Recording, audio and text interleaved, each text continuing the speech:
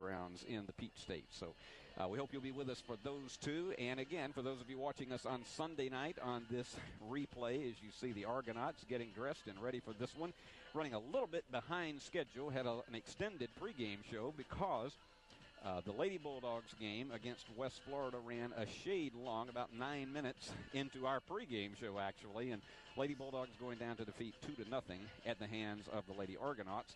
But this should be an interesting matchup. And Cody, as Coach Lanham talked about, this is also in starting your conference race. This is one of those where you really are getting an idea of how good you have to be competitive at this level. Yes, in any sport, moving into a new division, you're kind of curious about how the competition is going to be because you can always watch, but you don't really know until you're out there playing against them.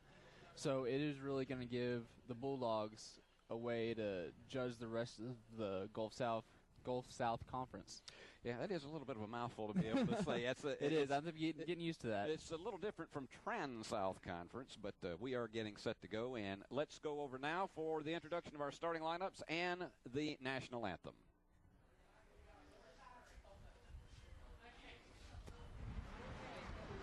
And I think that'll be momentarily away, and we will pass it along in just a moment.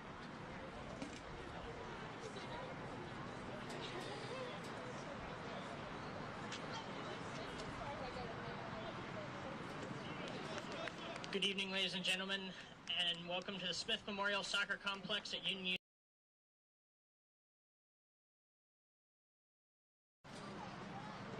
Our officiating crew for this match are Andy Moss, Stephen Scott, and Ken Cash.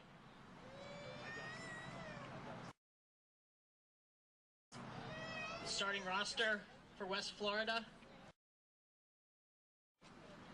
coached by Bill Elliott and Peter Fuller. We have number 00, Ramon Seeley. Number 3, Frank Cope. Number 5, Patrick Zimmer.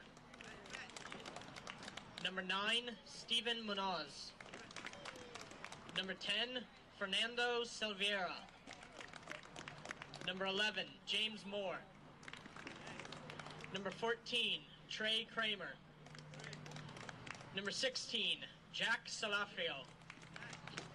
Number 18, Lucas Williams. Number 24, Tanner Duttweiler. And number 28, Igor Diaz. Now the starting roster for your Union University Bulldogs. Number 13, Diego Santos. Number 32, Matt Kessler. Number 4, Chip Crockerell.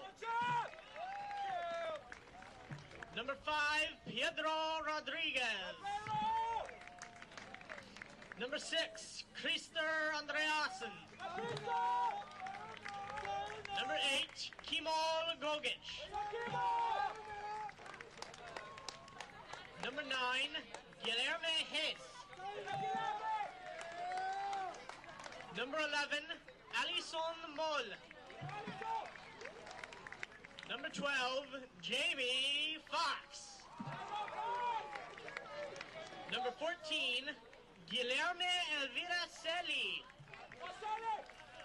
And number 16, Cody Sticks.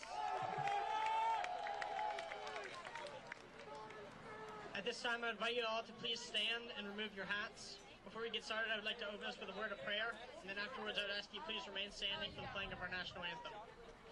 Please bow your heads with me in prayer. Heavenly Father, we thank you for giving us this day, that we can come out here together, and for blessing us with the athleticism and the ability to play this sport. Lord, I pray for the safety of this match tonight, that both teams may play to the best of their ability, but also that they play clean and fair so that we can leave here tonight without any serious injury. Lord, I pray for your swift healing for those of us who are sitting out with various injuries. And Lord, we thank you for each of your many blessings. And I pray these things in the name of Jesus Christ, our Lord and Savior. Amen.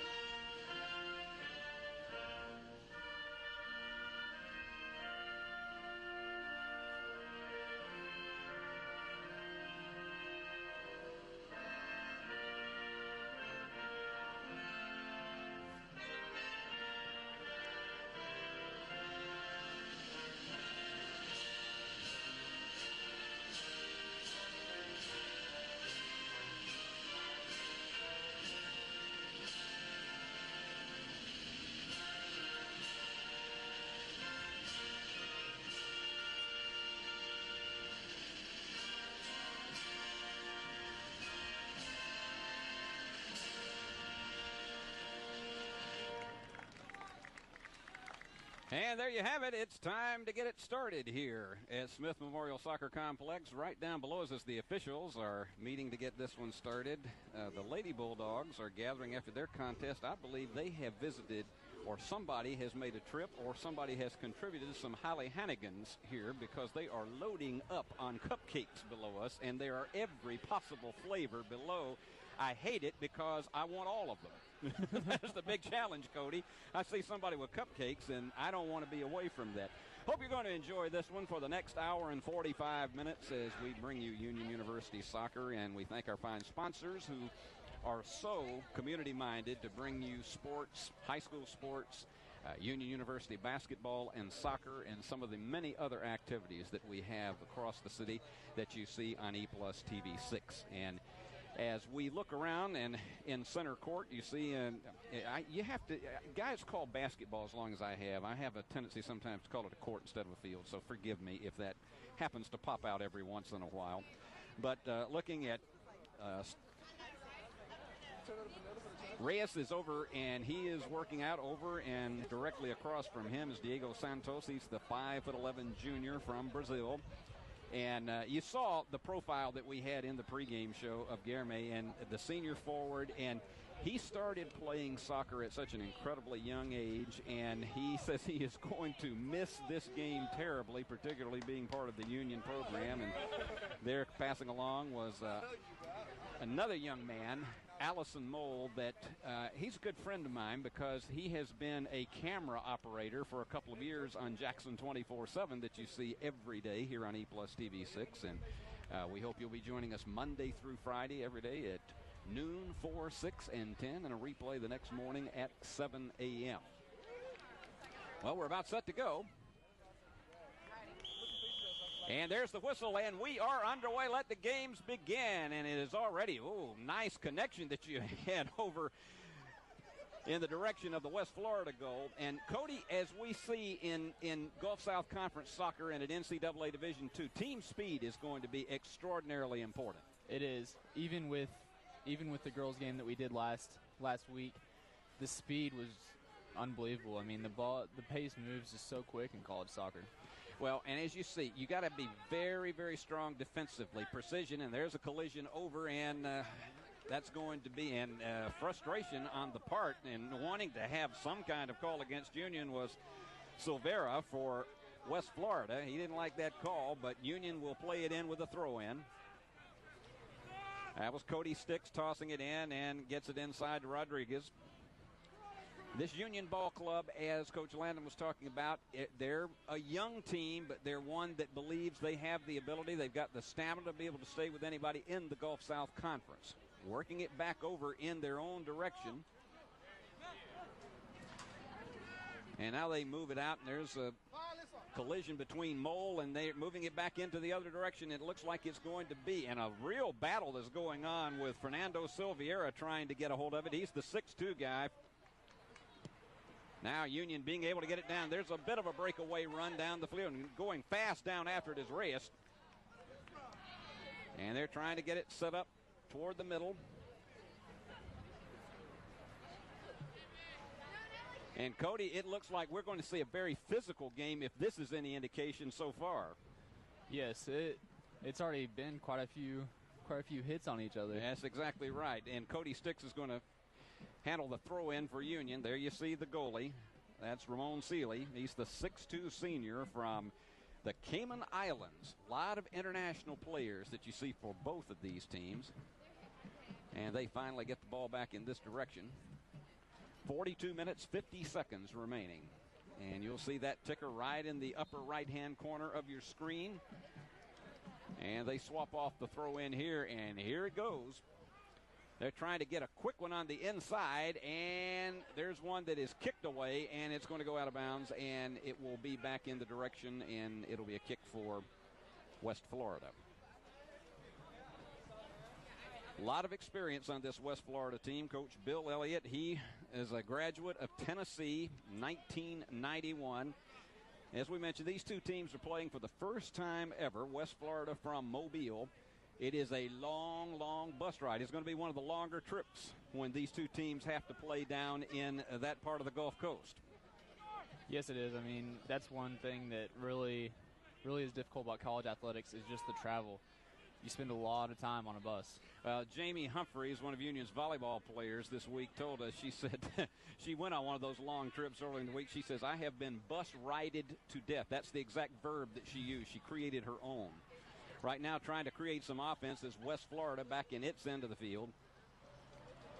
And Cody, as you watch these offenses develop, a lot of times in the early going of these games, they have to have patience.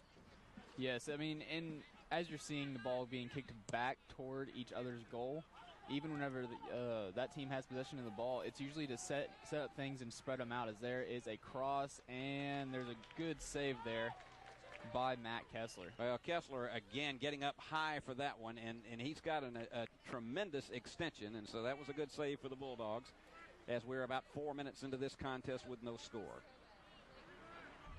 And again, a lot of times what will happen, these two teams are like many others that you see, and if you've never played the other one before, they're trying to test each other out, see what the strengths and weaknesses are. And it's going back down into the West Florida end, and it's going to head back over toward the Bulldog bench and back into play. Very, very, very fast on the inside there for Nick Salerno. And they'll set it back up on their end of the field. And one correction, University of West Florida is located in Pensacola, Florida. Pardon me, Pensacola, that's right, not Mobile. You know, when you look at all of this across the board and all of these new locations that you have for everybody, but Pensacola is where they are from. That's still a long bus ride. Tell me about it. It is. It's a little bit longer even. Yeah, you're almost in Louisiana by the time you get there. Bulldogs being able to get it back under the control on their end of the field. Nice setup on the opposite end. Beautiful block right in front of our cameras. And now a lot of exchanges going on, trying to get some kind of a threat, and the Bulldogs save it. Once again, Jamie Fox, the 6'2 sophomore from Palm Bay, Florida. There's some great defensive work there by Diego Santos. Well, Santos, again, is another one that Coach Lanham talked about. He's somebody that we're going to be hearing a lot from all season long. And there you go. There's a drive trying to get it through. You got a battle of two number 16s down here on the right-hand side of the field. And it goes out of bounds, and it'll be a throw in on the part of West Florida.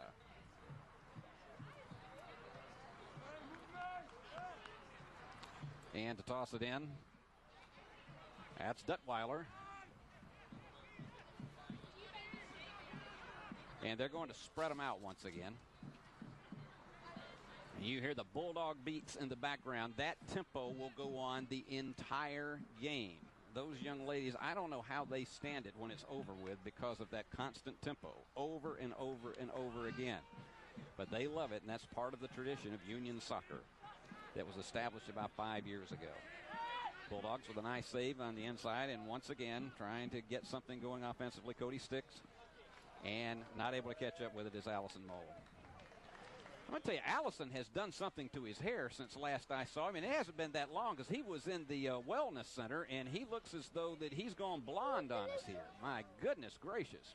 There's been a few of the soccer players dyeing their hair. Is this a new trademark that we have for the Bulldogs, that we're suddenly going blonde here? I don't know. Allison, he looks like a completely different person. When I began to call his number the first time, I wondered, who is that?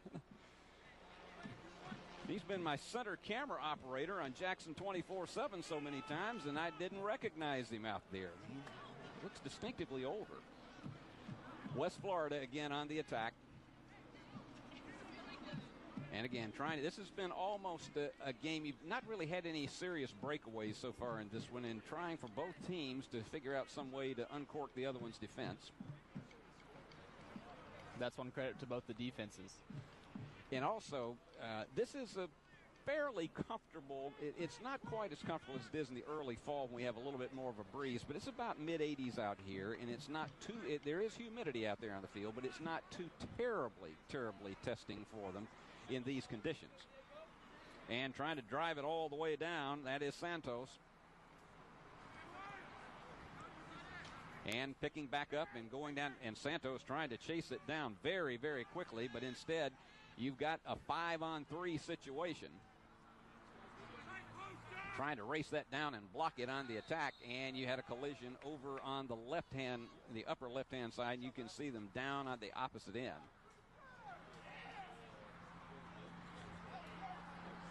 And one thing to remember, the clock continues to tick unless the officials order a stoppage, and they just did. They have just ordered a stoppage of the clock at 36 minutes and 47 seconds to go. And I believe that was a foul on Krister Andreessen, a key defensive player for Union. Now, Cody, if you will, refresh the fans who maybe this is the first time they've seen soccer. When you get called for a foul such as that, what really happens? First off, you get a penalty kick opportunity like this. Explain to the fans the difference. What happens if a player gets a yellow card or a red card? And we'll do that after we see the kick. And nowhere near for West Florida. Explain the difference in those two. A yellow card it's almost like your two technical fouls in basketball. Yellow card is the first one, and the red card is an ejection. The red card, you're disqualified from the game. And that's one that you really don't see a whole lot of at this level of play, and the officials are going to bring it back down after that attempt to go back down to the Bulldog goal. And usually what they're called with a yellow card or red card is a free kick, and it happens from the spot of the foul. We're going to be trying to educate as many of you as possible to some of the different rules. And another thing that we'll talk about as well, offsides, because that's probably one of the most confusing things to a lot of fans who are just casual. They see the goals, they see the players up and down the field, but they don't understand what offside is. And Allison Mole is going to have an opportunity at this kick. And we're at 35:48 to go, and the clock is moving at this stage. And Allison's going to give it a high try to the right, and it again a head stop over on the opposite end of the way by James Moore.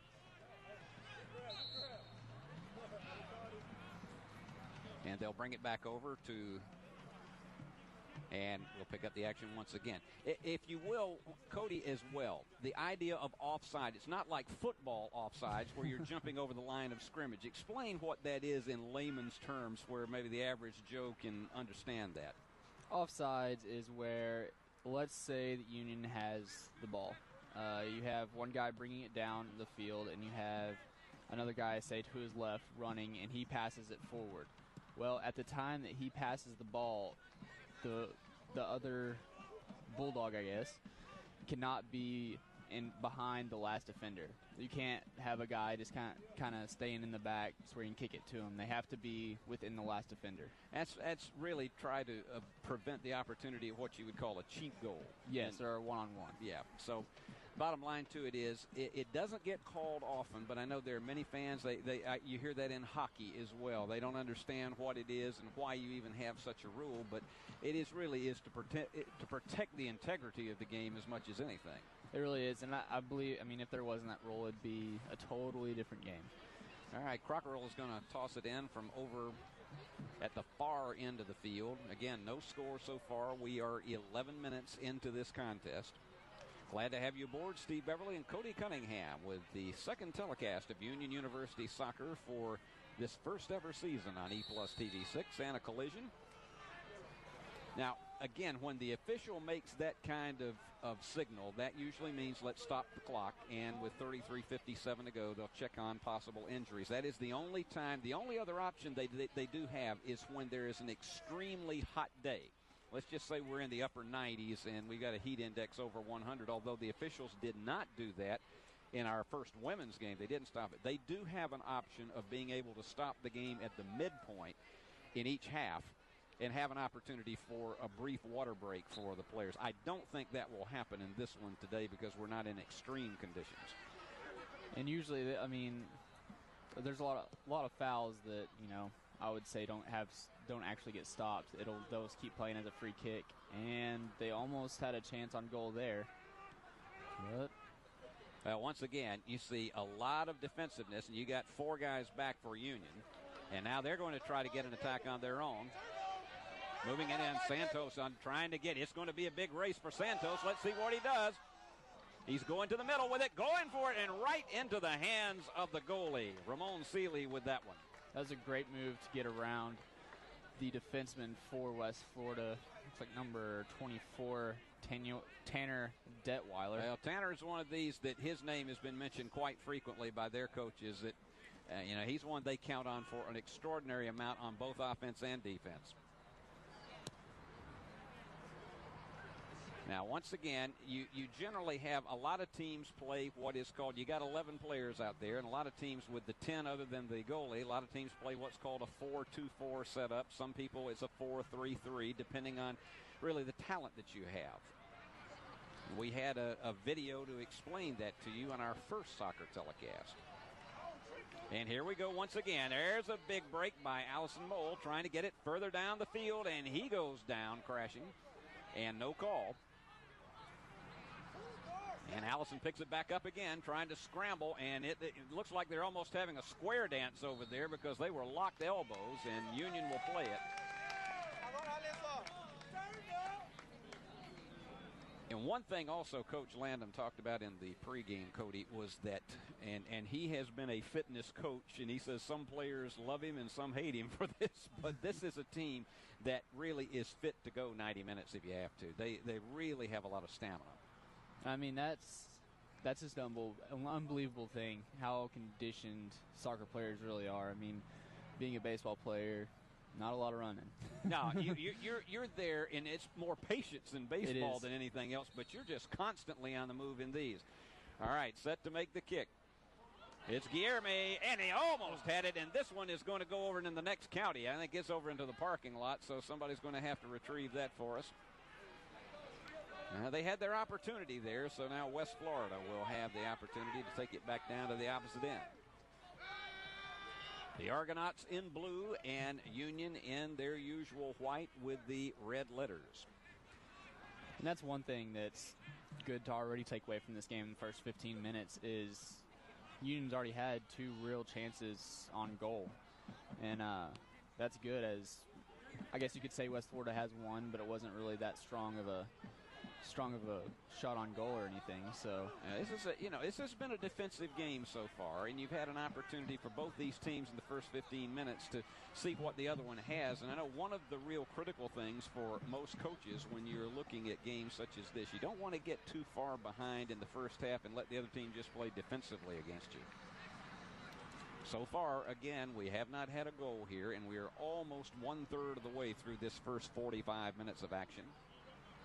And we're glad to have those of you who are watching us on either Sunday night or Thursday afternoon here on E-Plus TV6 on the replay. This is the only one of our games that we have not done live because we would have been going opposite against Friday night high school football. So this is an opportunity for actually the players and their families to have an opportunity to see the game as well that they played in earlier in the week. And here goes Union again on another opportunity. Nice job of trying to get it out of the traffic. That was a great job by Chip Cockrell to come up and kind of take the ball away out of possession of West Florida. Boy, look at the challenge out there. Extraordinary. And that one's going to go almost up into the stands. It was about 6 or 7 flights down, and so it's going to go back into West Florida's hands. Bulldog beats have grown awfully quiet over there on the other side. They need to get a little bit of enthusiasm back into the crowd. It's actually kind of hard to hear them up here. Whenever they were giving their demonstration, the only way I could hear them was through the headphones. Yeah. It's a long distance from where we were in that pregame to where we are now. All right, West Florida set it back up once again with 29 minutes and change here in the first half of play. This is one of the beautiful fields in all of the Gulf South Conference. Certainly when it was NAIA, it was a tremendous place for visiting teams to be able to come, and the same thing is true here at Union University. I'll tell you what, it is nice coming from West Texas and really just a desert, actually having grass. Hey, there are a lot of people who would say, though, when we get into the summertime, we have to cut it. That's not so good, but it's a big challenge for a lot of us. And there is a big battle going on. Nice job on the other line by Guillerme trying to be able to spirit that thing away. And Union with Allison moving it out of traffic. And trying to scramble over there. Crockrell trying to, and he does manage to get it away. Great footwork, and they're going to give it to Union. Tell you what, Crockrell is, and we're going to have a profile of 3 other Bulldogs at halftime. We'll be visiting with Jamie Foxx, Chip Crockrell, and also Krista Andresen, and it's going to be, I think, really interesting to find out what life is like for these guys away from the soccer field, because this is just one part of their life. They're students as well, and they have goals, future in their lives, and I think you're going to enjoy being able to meet some of these players up close and personal. There is a huge one and a nice high extension by Seeley to be able to spirit that one away. That's the senior. But a huge, huge kick from, I tell you what, that's the guy that you'd love to have being able to kick field goals if it was a football game. It is. I mean, some of the legs these guys have on them are unbelievable. I mean, I've tried to kick a soccer ball before, and it's nothing like that, I'll tell you what. No, it's not nearly as easy as it looks. And any of you parents who have players in the youth leagues, you know that. Union scrambling to get it back. Nice job of being able to spirit it away by Andresen. And there's a trip up on Allison Mole, and it's going to go back to Union. And trying to argue that it was not his doings at all was Silvera, but to no avail, Union will have it. We're getting down to the 26-minute and 45-second mark of this half. There's been a lot of fouls this game compared to the women's game that we did last week. I mean, we've been told to expect a pretty physical game between these two teams, and it's certainly measured up to that. There is a long opportunity for Rodriguez, and that one's going to go behind the goal, so West Florida will play it. When we're talking about offsides calls, that's when you'll get a lot of offsides calls, is whenever a guy will kind of drift back a little bit too far. Now, for fans who don't know, when you are called for offsides, what is the penalty? I believe the ball just goes to the other side. I'm not quite sure. You switch it off. I did not think that we had situations where there was a penalty kick involved with that. No. All right, we're down to 26 minutes. Union with a throw-in. Usually only a penalty kick is if there is a foul inside the goal box, and that's when you'll get the penalty kick. All right, trying to bring it back down. Allison Mole. Nice footwork, working in traffic now toward the center of the field. He had too much traffic around him. He was surrounded by 4 Argonauts. And there goes Union trying to pick it back up once again with Rodriguez. He is the junior. And they move the action back down toward the West Florida end, trying to set up a play. Union getting on defense once again, and that goal goes astray, and so once again, Union will toss it back in. Kessler, one of the outstanding goalies in this conference, and I know that he is one these Bulldogs are extraordinarily proud of, his talents. Here we go, big challenge. Trying to whip around, and there is Guillerme trying to get somehow away from all of that traffic, but it goes back to West Florida. Nice job on the reverse kick by Cody Sticks. And we're getting very, very close to the halfway mark of this first 45 minutes of action. And we remind you, we will be back on with 2 more contests on October 6th and 20th. The women will be here, and it'll be a 4:45 telecast on E+TV6 live. It'll be Union taking on Asbury in women's soccer, and then October 20th we'll be back once again. It'll be Union taking on Shorter. And that'll be a 3:45 telecast, 1 hour earlier than usual. And here we go with another offensive opportunity for West Florida, and that kick goes off to the right. So the Bulldogs will play it. And that clock just ticks away with 24 minutes remaining in the first half. And this will still be considered a free kick because it's still outside the goalie box. That's what they're usually referred to as. Usually a penalty kick is whenever you just have the goalie guarding, and it is almost a one-on-one type matchup. Cody, we have an extraordinarily good crowd here for this one today. They have really begun to march in, and they're still making their way into the stands here at Union's Field because We did not have a huge crowd for that women's game last week, but got a lot of students here on a Friday afternoon as this is being taped. And that one goes behind the Bulldog goal, so Union will play it, and Kessler goes over to retrieve it.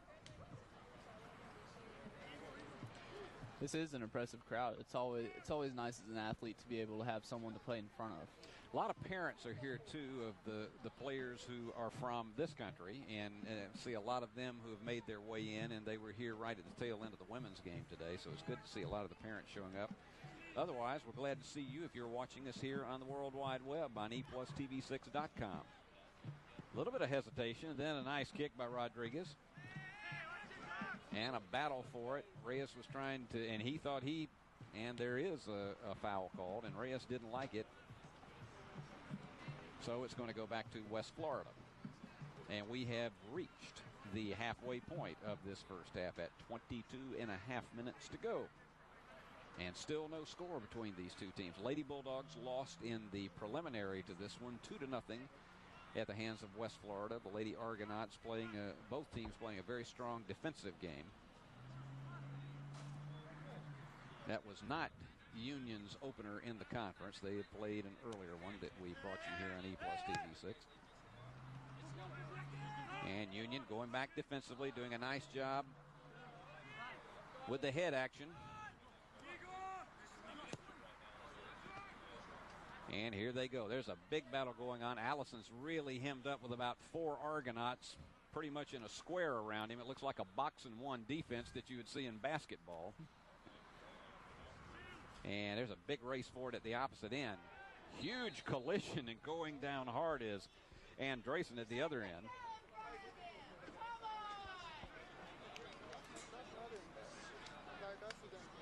And so let's see what they continue to call with this. Hope all of you will have an opportunity to come out to more Union games. There are many more home games other than the one that we have in October that we will be bringing you here on ePlus TV6, and hopefully this whets your appetite to become an NCAA college soccer fan. Division II, some of the best athletes, and as Coach Landham talked about, this is really the Gulf South Conference is considered to be the SEC of Division II. There's a big battle at goal, but nowhere near, and it goes off to the right. Kessler will toss it back in for Union. And Cody, this is really, even though this is the first year of competition in the Gulf South Conference, to have an opportunity to be in a league that has as many talented teams and players as this, it's a real huge feather in Union's cap to be able to play at this level now. It really is, and it's not just the level of talent just in soccer. I mean, in every sport, the Gulf South is unbelievable. I mean, you're talking about right now with football season, you've got strong teams like Valdosta State and North Alabama that have long time reputations. Of course, I'm an alum of Valdosta State, so I was there before they had a football team. So that shows you how long ago I was there. They worked for it, and Seeley manages to stop it once again. That is his 5th save of the contest, and we're getting now to the 20-minute mark remaining in the first half. Cody will be bringing you play-by-play in the second half. That one's going to go all the way out of bounds at the opposite end, almost to the flag, and so Union will have the throw-in. Halftime, remember, I'll be bringing you some profiles of some of these Union Bulldogs, and I think you're really going to enjoy some of their stories that they will tell about life both on and off of the soccer field. I see so many of these young men, Cody, when they are in the wellness center here at Union, because they seem to be non-stop workout artists. Being a college athlete is really, I mean, you spend a lot of time in your sport. It's really it's a job. There's a wild kick and a nice save by Kessler. That was really the first shot on goal and really chance that West Florida really put pressure on Seeley. Yeah, here you go. We got a race going on. Guillerme could not quite get there, and it is Seeley who manages to kick it out of the way, out of the box. 19 minutes remaining, but a nice job. Union with one of its first really serious threats on goal. Both of these teams, again, it's been a very defensive game up until this point. And trying to race over before, and I think he's going to make it easily. Allison Mole manages to save it before it goes out of bounds, and a high kick goes off the head, and it's going to go back into the direction of Union.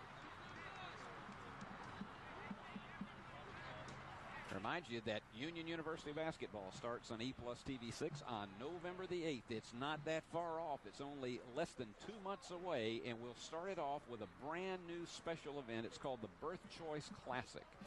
Union and Freed-Hardeman, of course, cannot play in regular season basketball anymore because of the NAIA-NCAA differential, but they are going to play an exhibition. It won't count in either of their standings, and all of the proceeds are going to go to that great, great cause in our community, the really, really fantastic place for life, and that is Birth Choice. And those women will play on November the 8th. We'll have it live for you here on E+ TV6. They go to the middle, and Union cannot get it. That went almost all the way by everybody, and it's going to go out beyond the line, and the throw-in goes to North Alabama. That really was a really good cross there by Allison Mole. Just didn't exactly miss two guys by just a little bit. Allison and his good friend Jose Maracay.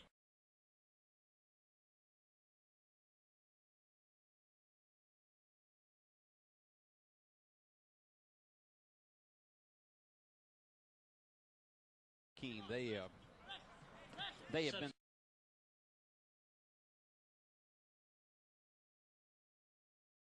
their partners in crime on our production crew on E+ TV6. To get to all of the rest of them after the action, we got a collision, and going down hard and holding that shin, perhaps even that knee. That's Fernando Silveira. He is the junior. He is from Brazil. 6'2", and that one he's in some pain there, so they will, clock is finally stopped the clock with 16:35 remaining. And nice job of sportsmanship going over to talk to him is Gojic, but let's see, they're having another small discussion, and somewhat pulling him away was Diego Santos. So it is, we've got an injury timeout right now.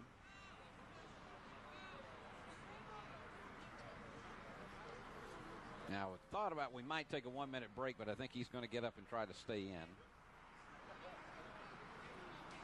16:35 to go. Again, no score between Union and the West Florida Argonauts from Pensacola. And West Florida will play it. Tanner Duttweiler, the 5'11 junior from Niceville, Florida. I'm very familiar with where that is. That's not too far from where my grandparents lived in Perry, Florida. So all of those towns in that direction, very familiar with them. Now trying to set up another offensive run. And they go to the middle, and Union breaks it up. That was a great move there by Gojic. And colliding, Reyes is in traffic. And the official with a bit of amusement on his face, and I think Reyes actually was as well, and it's going to go back to West Florida. It's really impressive the accuracy they have when they head the ball to each other. I mean, I feel like if it hit off my head, it could go any direction. You have to have extraordinary balance to be able to make that, and to have it go in the direction you want it to. It just takes hours of practice to make that happen. And as I mentioned, you parents who have your children in the youth leagues all around Jackson, it'd be a golden opportunity for you to bring them out here to Smith Soccer Complex and let them see a game or two here at Union University, particularly on the day they may not be having practice, because this is where you get to see the best of the best in this area. And these players are very accessible, and they love seeing the young people come to the games as well. And there is a real battle in the middle going on. This game has been played largely, if this was a football field, we'd say it's largely being played between the 25-yard lines because most of the activity has been there. And usually that's what happens in soccer. Usually all the action does take place right kind of in the middle of the field. And that's where we are once again, even though we are on the far right-hand sidelines. And they're going to move it back up and try to set it back up at Union's end of the field. Nice job of saving it, but also kicking it out of bounds. West Florida, so Union will play it with the throw-in. Substitution for Union University. And we are under 15 minutes, 2/3 of the way through this first 45 minutes of action. With 14 minutes remaining of play in the first Glad to have you aboard on ePlus TV6 and ePlusTV6.com. And it looks like we had a substitution for Union as Clay Martin came on and replaced, I believe it was Kamal Gojic. Clay Martin, he goes 6'2". You look at a guy like him, he's a freshman, 6'2", 155. Here's a break on goal. Trying to get it in, going for it, and a nice save. Oh, my goodness. That was a beautiful opportunity for Dylan Gallade, but he literally had Kessler completely out of position on goal. It was a nice job of coming over to save by Crockerell, and so Union really dodged one in that case. Another person who should really get credit is Krister Andreessen. Andreessen, he did a terrific job on that one as well. He really did. That's very heads-up play there to get back there. It's almost like in baseball where suddenly, if you're the shortstop, you got to go over and cover second. Yes, you know it. You know something about that. A little bit. You always have to have your head on a swivel, especially being a pitcher. You're always having to cover some kind of base. All right, Union trying to get it out of the West Florida end. And again, West Florida trying to get a break on goal. Nice job. They've got two down on the inside in the box, and Union's going to save this one. Kessler's going to get it out of there. That's great defense there by Union. There's a couple of guys in there. Under 13 minutes remaining. Still a scoreless tie in this first half. This promises to be a defensive battle all the way, and there's a huge one at about a third of the way down the field. And moving it out of the circle, West Florida will set it up once again. And working again over on the left-hand side of the field against the Union defense. You've got Nick Salafrio. He's the 6'2" junior from Gainesville, Florida. Buchholz High School. That's over near Keystone Heights. And we get close to the 12-minute mark. West Florida's going to try to set it up again. That was a nice job in traffic. And trying to get it out of there completely. And a good job of getting it out of the traffic was Rodriguez. And West Florida trying to set up another play. They've got a 4-on-4 situation, and they could not get an opening, and it's going to go back to Union for the throw-in. 11 minutes, 35 seconds remaining, and getting set to toss it back in for the Bulldogs is Cody Sticks. He's the 6-footer from New Lenox, Illinois.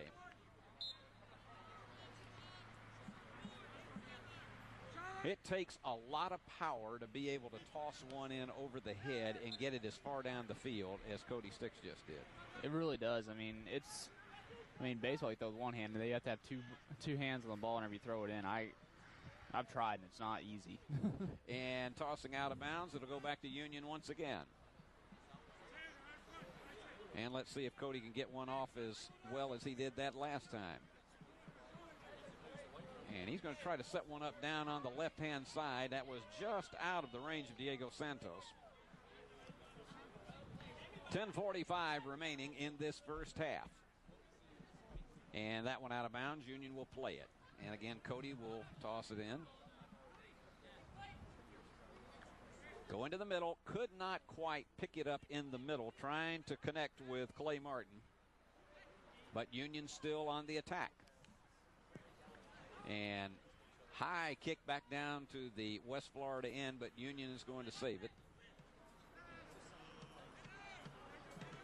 And again, a very defensive battle, mostly played between the middle thirds of the field.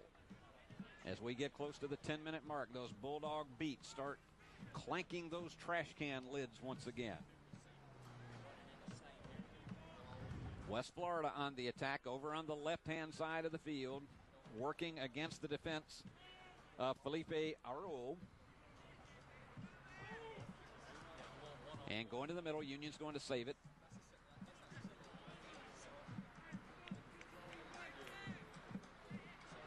So West Florida will play it with the throw-in.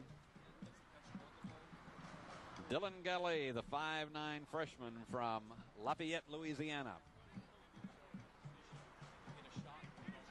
They're going to work the right-hand side of the field. Over close to their goal are the Argonauts, as we're down close to the 9-minute mark in this half. Great job by Santos right there, keeping the ball in possession. I tell you, Santos is never still on this field.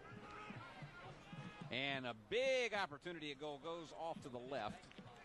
There was too much Union traffic over there in that direction. About 5 Bulldog defenders. Will be a corner kick for West Florida. All right, for those, again, who are just really trying to learn, and you find this out all the time as you're trying to educate more people about soccer, when and why is a corner kick called? If the ball goes out on the end of the field, if it goes out off of the defending team, it will be a corner kick as it is right now. If it goes out on the team trying to score on that side, it is a goal kick. Now, the whistle from the official, and he waved that one off, and so let's see what happens in this case. Usually there's a lot of rustling around. A lot of physical activity, so he's going to call for another corner kick. That's what happens. Sometimes it happens, I think, that he wasn't ready for them to be in position, so we're going to have another one.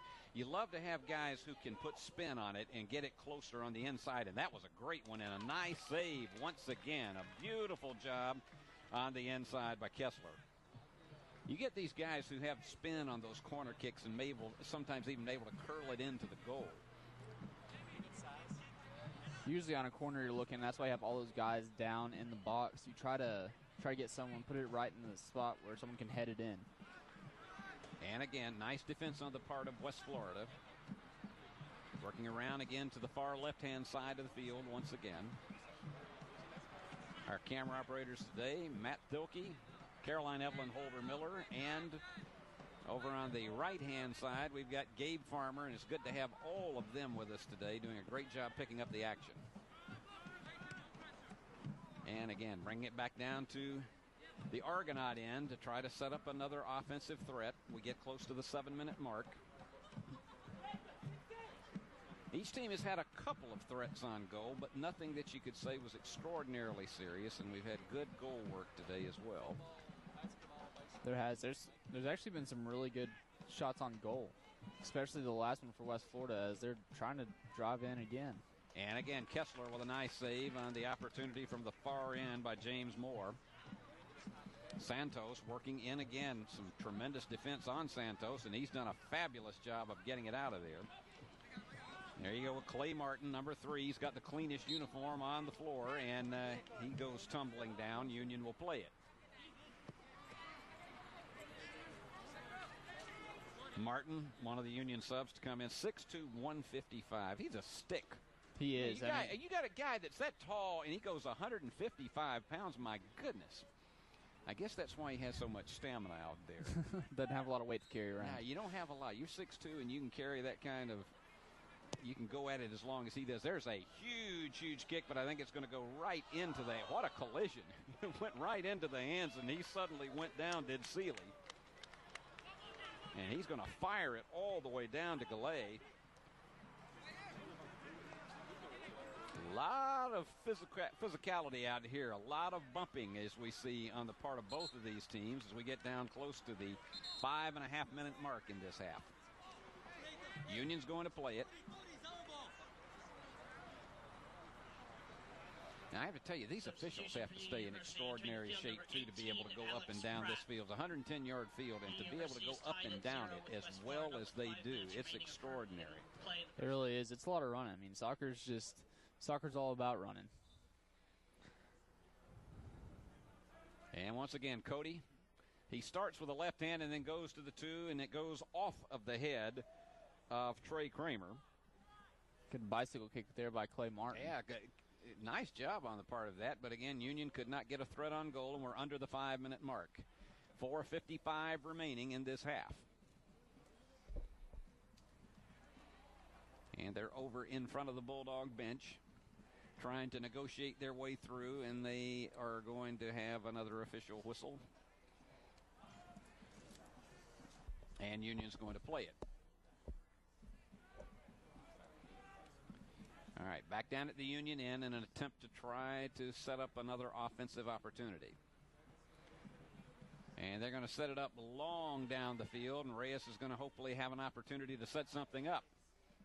He's scrambling over there on the right-hand side and trying to navigate their way through the box. And a bit of a collision. And it'll go over in the corner as we are close to the 4-minute mark. We look like, you never want to say this for sure, because the minute we say it, it's the announcer's jinx. But Cody Cunningham, we are getting close to the opportunity to say we may be headed for a scoreless tie here in the first half. But here we got a corner kick with Union an opportunity to set up a chance at goal. They go to the inside, and that was a beautiful job from Seeley of just going right through the traffic. He is a tall, tall guy. And going down hard, that was Igor Diaz. And he is also from Brazil. And he was immediately looking up and saying, look, you know what's going on here? They have called time with 3 minutes 35 seconds to go in the half, so we'll recycle our TV clock for you. 3:35.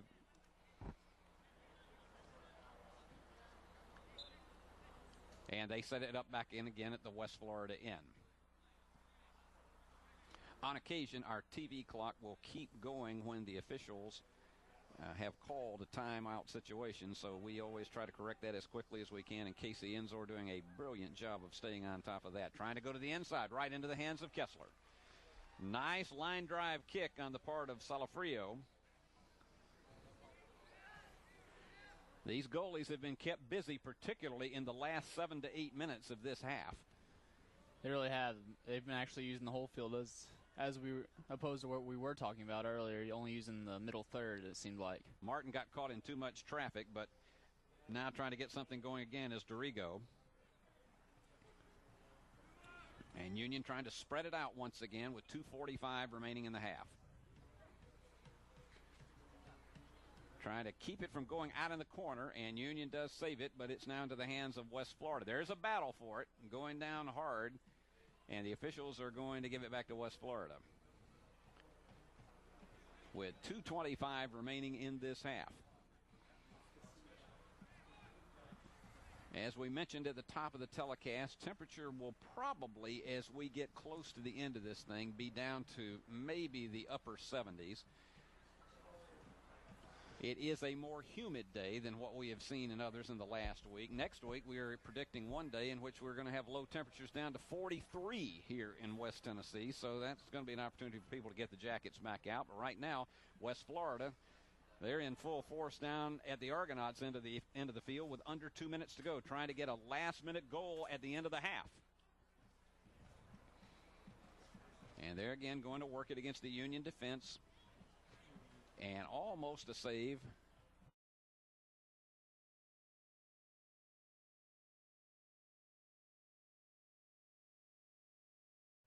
By Reyes, but then here we go back in. Gallet with it, working against Cody Sticks. They go to the middle. It's wide.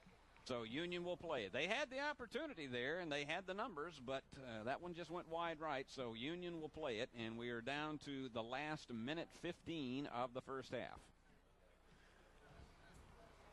Halftime, remember, I'll go down and we'll be joining you, and we'll have a preview of some of these Bulldogs as far as what they do off the court. And I think you'll all enjoy that. I should say off the field. I've been a basketball announcer for too long, Cody. It's one of the challenges when you switch sports and you get back onto the field. Now they go back to the middle.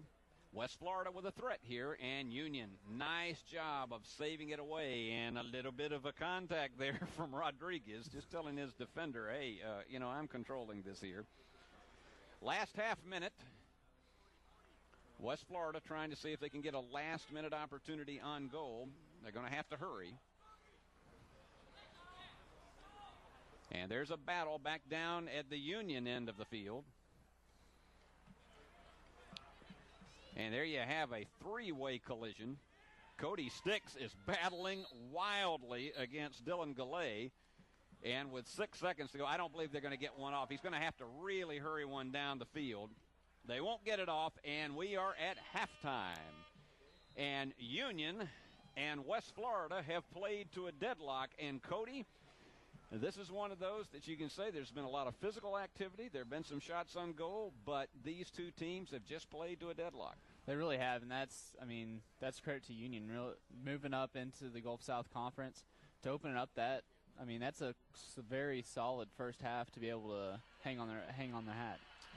Well, we are going to take a break, and I'm going to head down to the stands and have an opportunity to show you some of the folks who are here, and also we're going to be giving you some profiles of some of these Bulldog players, and I'll be down there in just 60 seconds. Your halftime score. It's Union nothing, West Florida nothing.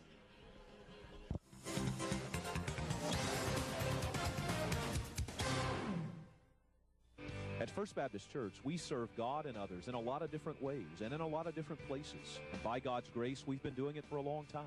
This year marks the 175th anniversary of our church, a time to celebrate the past and look ahead to the future. We'd love to have you join us for worship. And if you can't join us in person, we invite you to watch us on E+ TV6. For more information, visit us online, like us on Facebook, or follow us on Twitter. First Baptist Church, for God, His gospel, and His glory. Every Sunday afternoon, NFL Red Zone takes you from game to game, live in HD. Every touchdown from every game. Go to NFL.com/RedZoneTV. Get in the zone. NFL Red Zone. NFL Network is back and better than ever with NFL Red Zone on E+ broadband. Call today 422-7500. At FSB Investments, we believe that investing your money is about a personal relationship. You want someone who is experienced and trusted. You want someone that understands your retirement goals. You want someone who understands your individual needs. You want someone that understands the investment business. You want someone like me. You want someone like me. You want FSB Investments.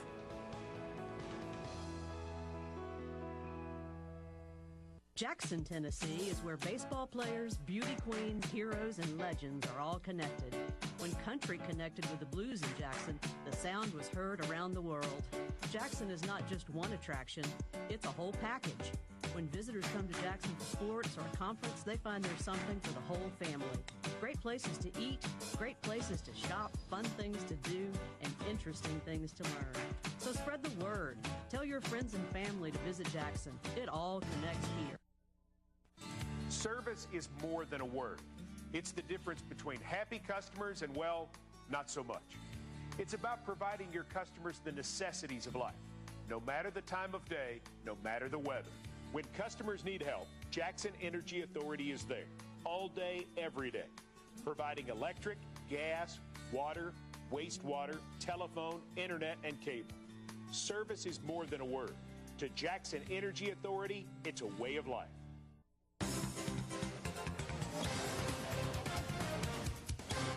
Well, the weather has stayed away as far as the bad part of it, and everybody having a good time right now. It is a standoff at halftime as Union and West Florida are tied with no score. And it should be an interesting thing to see in the second half which one is finally going to be able to unlock the other's defense. We are really pleased to be able to bring you some profiles of some of these Union University players. If you've never been to the game and you've heard us mention some of their names during the course of this first half, they're probably unfamiliar with. A lot of them are just very nice young men, and they have interesting stories to tell about their backgrounds and where they are from. Now that we're going to bring you, one of these guys is from Florida, one of them is from Memphis, and there's one thing about both of them: they love the game of soccer. Hey, my name is Jamie Fox. I am from Palm Bay, Florida. I am a midfielder for the soccer team. My name is Chip Crockrell. I'm from Memphis, Tennessee.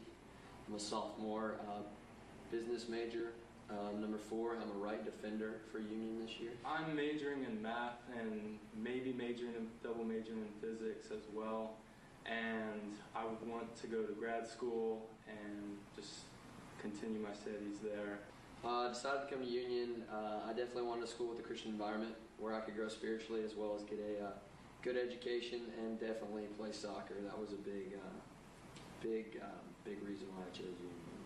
I came up after my junior year and really enjoyed it and tried out for the soccer team and went from there. I found Union through the former coach, the guy who founded Union Soccer. His name was Darren White.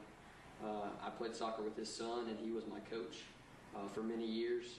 I remember at the age of 12 years old, we played a game on a Friday night here, a club game, and he said, you know, one day, Chip, I really hope that you can be here. And you know, I never really thought about it till later, but walking on the field for the first time, I remember that moment.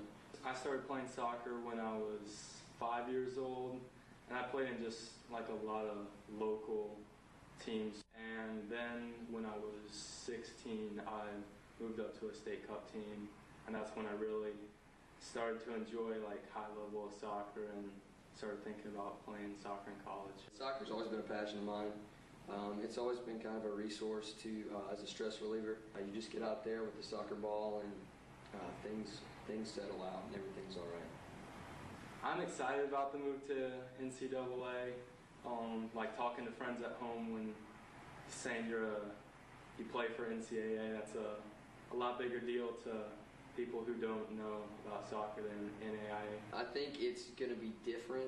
A lot of these guys are a lot younger, closer to our age, and don't have the background of soccer that NAIA had. Hey Mom, hey Dad, hey Katie, Susie, and Trisha.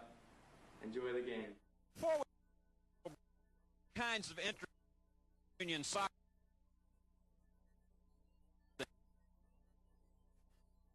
this guy, although I really don't say that because I may be endangering my reputation. James Watlington, now I want to ask you something. Would you be like this if it was 30 degrees?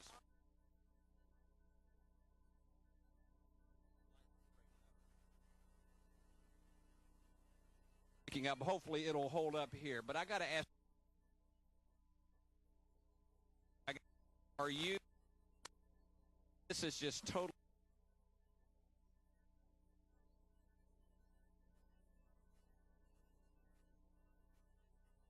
you just never know what you Union game. I'm going to get back up here. James Watling. I got another one right here. Now tell me who you are. Jonathan Irvin. Jonathan, I got to ask you from here, and let's see, I think they're going to hand me a different mic here, and Casey Enzor, this is what happens with live television sometimes. Now we're going to come back. All right.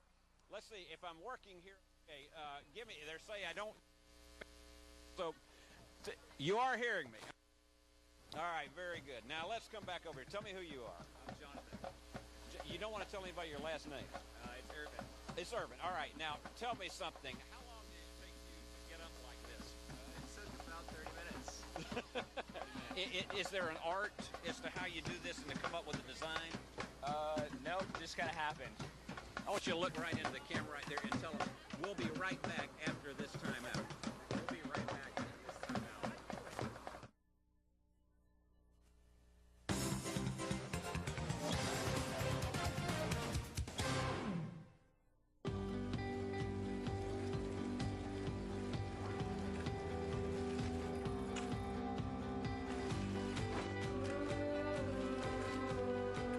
Jackson Sun is now available on every device you carry or don't carry.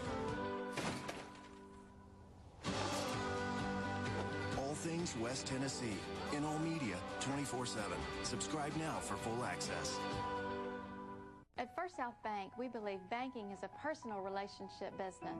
But we also know how you manage your money is changing. That is why we've invested in the latest technology. From debit cards that can be used anywhere in the world, to text messages on your mobile phone, alerting you when your balance gets low. You can even make all of your deposits for your business from your office. Let us show you how our technology makes our relationship with you stronger. First South Bank, member FDIC, equal housing lender. This is Sergeant Chris Richardson of the Tennessee Highway Patrol. Over my career, I've been asked what's the most difficult part about being a state trooper. That's easy. The hardest part about being a state trooper is going to someone's house and telling the people there that someone they love is never, ever coming home because of a senseless, preventable traffic crash. In Tennessee, every year, way too many lives are lost by drinking and driving, texting and driving, and not wearing your seatbelt. Please don't make me tell your loved ones that you're not coming home. With the fast pace of today's busy world, it's always good when we find things that are convenient and save us time. Jackson Energy Authority can help with that. Choosing E+ broadband for your cable, internet, and telephone services means you can actually eliminate some of those bills in the mail each month. And talking with customer service is as easy as making a local call. One provider, one bill, and local customer service. It's simple. Call Jackson Energy Authority about E+ broadband services. Do you like hands inside of hands that are foam? Then I think you'll like football. Thursday night football. Thursday night football. Thursday at 8 on NFL Network. It's serious fun.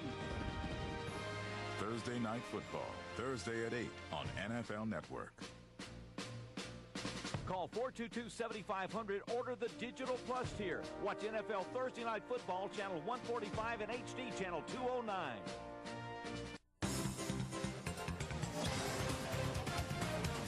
It is still halftime, 0-0, and you never know who you're going to find at a Union soccer game. And I've got former Jackson 24/7 anchor Juliana Robbins here. Juliana, tell everybody what you're doing now. Well, I'm doing public relations in Jackson. I decided I came to Union, moved to Jackson, and I liked it here, so I just kind of picked up my life and moved here. And I do social media marketing, public relations, advertising, just about anything in the communications field. I am not surprised at any of that. Well, I tell you what, we miss you on 24/7, but we think fondly of so many things that you did over those years, particularly all those interviews with Dr. Joanne Stevenson, and we're glad to know that she's doing so much better and that she's going to get through this cancer stage 1 local, and we're just got to keep praying that she gets through that. And if Dr. Joe, if you're watching, I'm praying for you, and I love you, and I miss seeing you. Well, we miss you too. And Juliana, while we have you here, one thing that we're doing is we're doing profiles of our Union players here. And we got another one because this is a guy who's come over here from another country, but he has a really fantastic spirit, and that's one of the things in this particular piece. If you want, I'm a junior.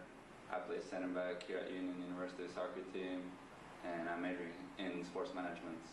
I've been playing soccer since I was 6 years old. I come from the capital of Norway, Oslo. Unfortunately, I got injured. I was out for 9 months, so I built myself back up, and I got back in shape. That was in 2010, and I played a game back home in my league. There was this guy who just had graduated from college. He started a recruiting company there, and he asked us if we might be interested in going to college. So I said, yeah, why not, you know? It might be a good experience. I got some offers, and it was kind of randomly that Union was the pick, but I'm happy with the place. There's a lot of nice guys here. Moving up to the NCAA from NAIA, it's going to be different. NAIA is a lot of technical players, international players, while on the other hand, NCAA is very physical.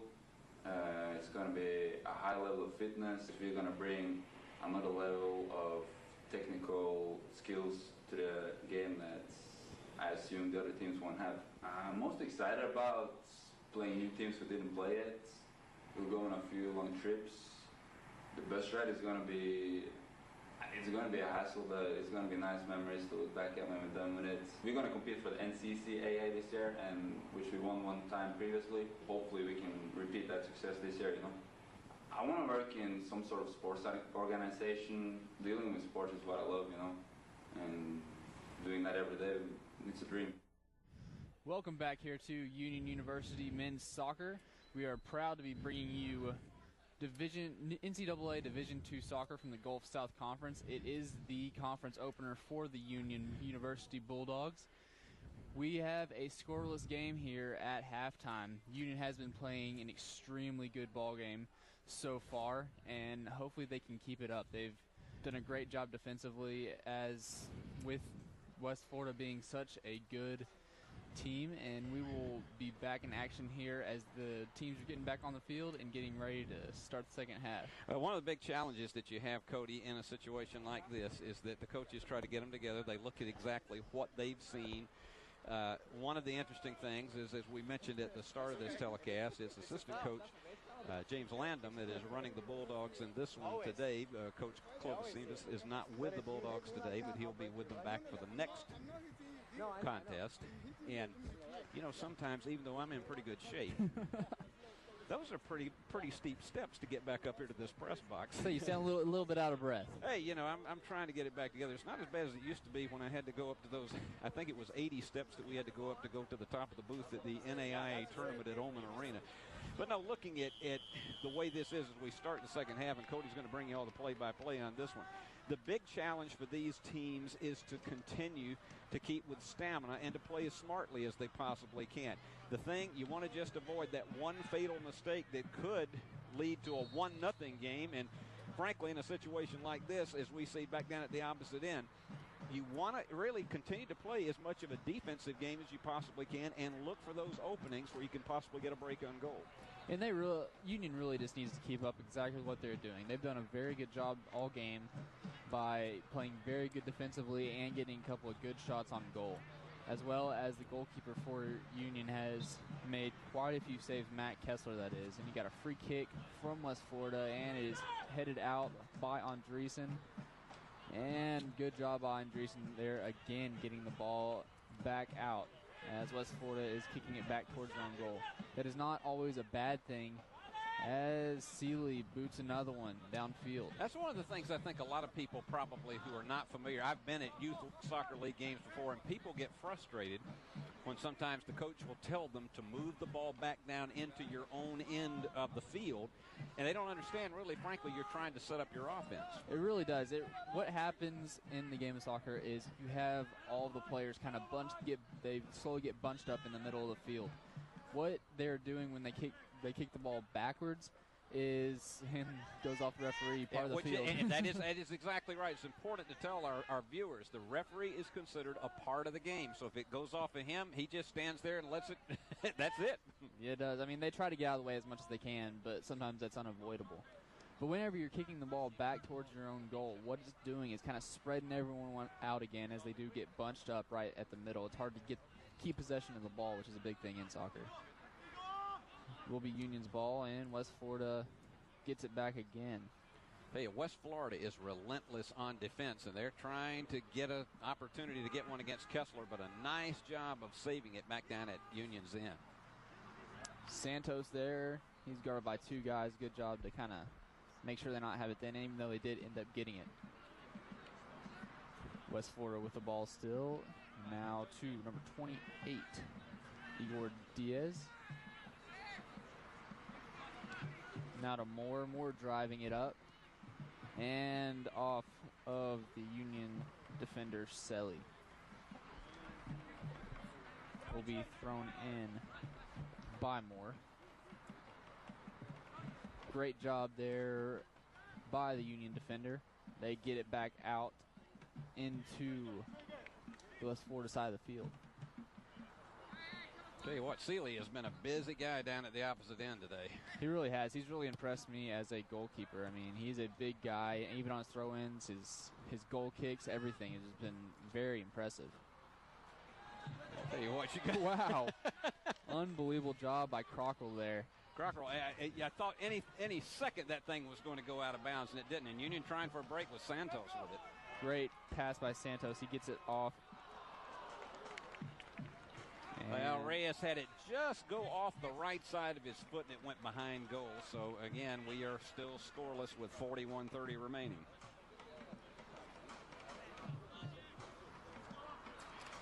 At some point in time, you welcome situations like this, even though we're only 3.5 minutes in, because it's one of the few times that you get a bit of a rest in soccer. Just to be able to set yourself up back down at the opposite end of the field. Great job by keeping possession there by Santos. You got a big burst of speed by the Bulldogs, but they'll move back and set it back up on the far end of the field. Look at this, we got a run on the goal. Oh, they had it one. Cody Sticks had it one-on-one. All right, we got somebody behind us that is really giving the officials a bit of a challenge. I'm not going to say who it was.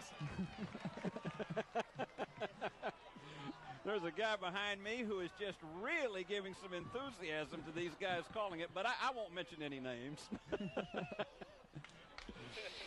Oh, my goodness. That's part of the fun of this. Sometimes we have visitors up here in the booth we don't expect. And they're going to try to settle things down. Now, in a situation like this, what's the big key for these two teams? Really, for West Florida, start off with them. They really, with it being such a good close game and how good both teams' defense, one goal could be the outcome of the game. Right here, it also gives Union a chance to get up 1-0. That's a huge thing, especially at this point in the game and how the game's been going so far. So you basically, in a situation like this is as close as you can possibly get to literally what is almost a free kick. And they get it. Great job there. That was unbelievable. We have high fives all over the place. What a brilliant opportunity. And again on the penalty kick, and they are getting all kinds. And look at Allison Mole. He is celebrating all the way down the field. He and Reyes. You'd think that was a call from the Olympics. What I really think happened there was the line of defenders kind of blocked the goalie. He couldn't see where the ball was going because they were really looking for number 9 Reyes, I believe, to kind of get it into him, then put it into goal. But it kind of squeaked right on in there. Union with a 1-0 lead. Still a lot of time left, but that is a huge goal. Now, the biggest thing, I think, also mentally, emotionally for a team like Union is not to suddenly rest on that one and think because you got a 1-0 lead, because look at the rally that you got down at the opposite end in a 3-on-2 situation. Great defense there by Cockrell. Allison's in traffic, and he's trying to worm his way through that. I'm not sure who that came up for Union. That was unbelievable. And chip shot to Santos. And Seeley comes out. It will be that is the offsides call right there. All right, explain that for people who just tuned in. Explain why that is offside. He was just past the last defender for West Florida whenever they passed it to him. Therefore you have to be in front of the defender. You can't be behind him whenever you pass him already. And most of the time when players are in that situation, oftentimes they don't even know they're offsides because they can't determine, particularly in peripheral vision, what the lineup is behind them. And it usually is. It's a very, very close call. Because that's just a rule. It's usually the only person that's really going to see that is the line judge. And it's primarily just a change of possession. And looks like the ball kind of went out there. It will be Union's ball in front of the West Florida bench. Now, once again, Cody, here's another thing to explain to our viewers that maybe are just trying to get educated about soccer. If it is on the line, the big thing, if it is on the line, is it considered out of bounds, or does it have to be beyond the line? I believe it has to be beyond the line because I've seen a few ball plays right here in front of the press box that been on the line but hadn't exactly gone out yet. So I believe it has to be all the way over. All right, Allison Mole in traffic once again, and here go the Bulldogs. Now watch this play set up over in the corner. Union trying to get the advantage on the numbers, and this one's going to go off the head. And they're going to drive it into the corner, and Union with Santos an opportunity. Santos, there's a great job there. Oh, man, going down hard for Union on the opposite end. I'll tell you what, Seeley is very quick there to be able to get balls. And here we go, trying to get another rally down at the opposite end. They're going to give it back to Union for the throw-in. And it will be Cockrell.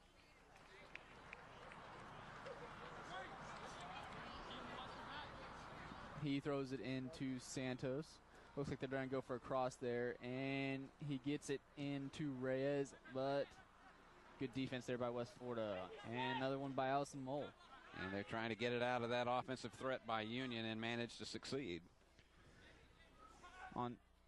And that will be a free kick there. Andresen going down hard. I hope people enjoyed that profile that we had of Krister here in the halftime show. A lot of these young men, it's the first time they've ever had the opportunity to even be seen on television, and so it's a great opportunity, and we're very proud to be able to bring them to you on E+ TV6. And Krister is a great guy. I mean, we see it, of course, we always see other athletes around campus. and just a real nice guy and real easy to talk to and everything. Now Rodriguez is going to attempt the kick. And in this case, you want to set it up in the middle, and hopefully one of your guys can either with the head or with a kick out get it in, and you get another whistle, and it's going to go back to West Florida. You do have a lot of physicality down there whenever these free kicks are going on, because everyone's trying to get in the best position they can and block the other team. These guys probably have to go into what we used to say, get into the whirlpool. They probably have to really work out the soreness of these games after they're over with. Celia has a goal kick, is moving it back down the field. We're getting close to 10 minutes into this second half of play with Union on top 1-0. Again, Santos he's equally good on defense. Some people wonder sometimes, why don't you go on over ahead and rush over and try to grab that ball away? Well, you've got a position, you've got a designated area you have to play. And you really have to be smart. I mean, you have to kind of conserve your energy in a way, because whenever you have the ball, you can have a guy run at you as hard as they can, but you can just pass it right to the next guy. So that kind of wastes a little bit of energy. They have to be smart about that. They can't just take off after the ball, keep chasing the ball around. You have to be smart and kind of keep 2 or 3 defenders in your vision.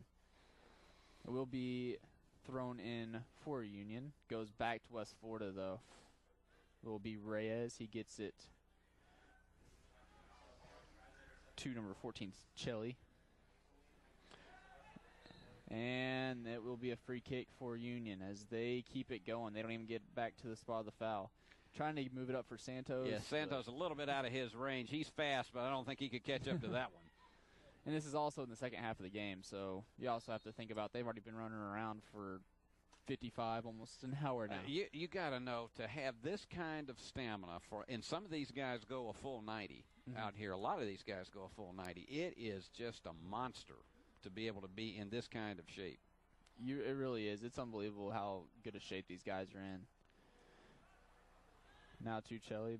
They get it back. Number 8, I'm not sure who that is. Oh, Gojic. Back to West Florida. Moore gets it back to the center of the field. Great job there by Rodriguez. And you hear a big rush over in the corner because Allison's trying to chase that one down. That was a great job keeping in possession there by Allison.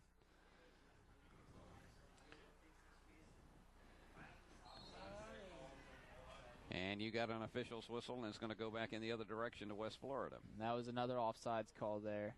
Must have been just barely offsides. When I'm up in the stands, either when I've been at Youth League games or when I've been at Bulldog or Lady Bulldog games in the past, that frustrates fans no end who don't understand that rule. It absolutely does, because they say, why are they calling that? And but it's just part of the soccer. It's really part of the structure of soccer. And we had someone up here in the booth. I made sure that was an offsides call before the last one that just happened a few minutes ago. And he gave a good explanation. You have to have 2 defenders between your guy farthest up the field before he passes the ball. I tell you, to be an official, to have to be able to recognize that has to be a challenge. And I mean, that's usually what these line judges are all there looking. They're all there for is for out of bounds and looking for offsides. That's just your designated area of concentration. It's just like it is when you have in football. You have a line judge, a back judge, and a field judge, and they have a certain area that they watch. Exactly, and he'll follow these last guys. And we are at 32:24. We have had a stoppage of the clock, so we'll reset our TV clock at 32:24. There we go. Now we're right on schedule once again. There we go. Santos has the ball now for Union. He tried to get it over to Reyes, but couldn't get it there. Great job there by Chelly to get good defense, and it will be a free kick. They're fighting for the ball there. They're trying to kind of look like Allison was trying to kind of stall the play there. Nice job on defense for the Bulldogs. That was a great job by Chris Rondreesen. And Union trying to get it out of the West Florida offensive corner. Reyes now looking for Santos. Kind of what he's doing right now is kind of trying to wait and try to get some more guys up to the field. It was just him and Santos on about 5 or so. Yeah, West you got to Florida. be very, very careful, because suddenly if you find yourself in a 2-on-5 situation, you've got too much traffic there. And it's really 2-on-6 if you count the goalie. You're absolutely right about that.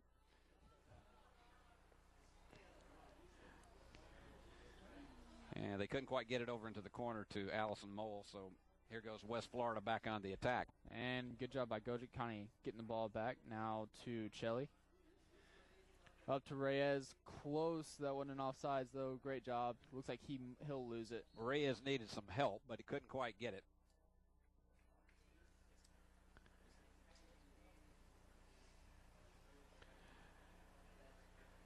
And they'll go back into the other direction, and I'll tell people I think I have lost my mic up here, or I have lost my connection. I can't. And I'm sure our control room people will. I can't hear me. That's the thing.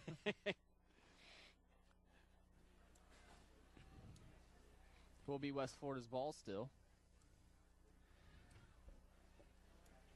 They kick it back, trying to get some room, and they push it all the way up top. You're turning me. Looks like West Florida's still trying to drive. Back over to Moore. They cross it all the way across the field. He has some open green grass. Crosses it, and West Florida was trying to head it in. Great defense there by Union.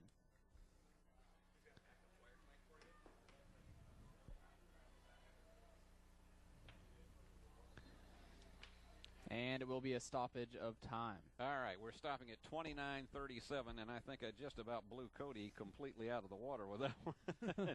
We are at 29:37 where the action has stopped.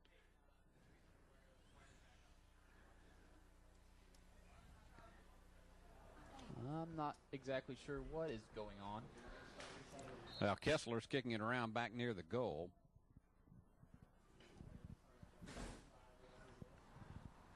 Looks like he's getting set up for a goal kick.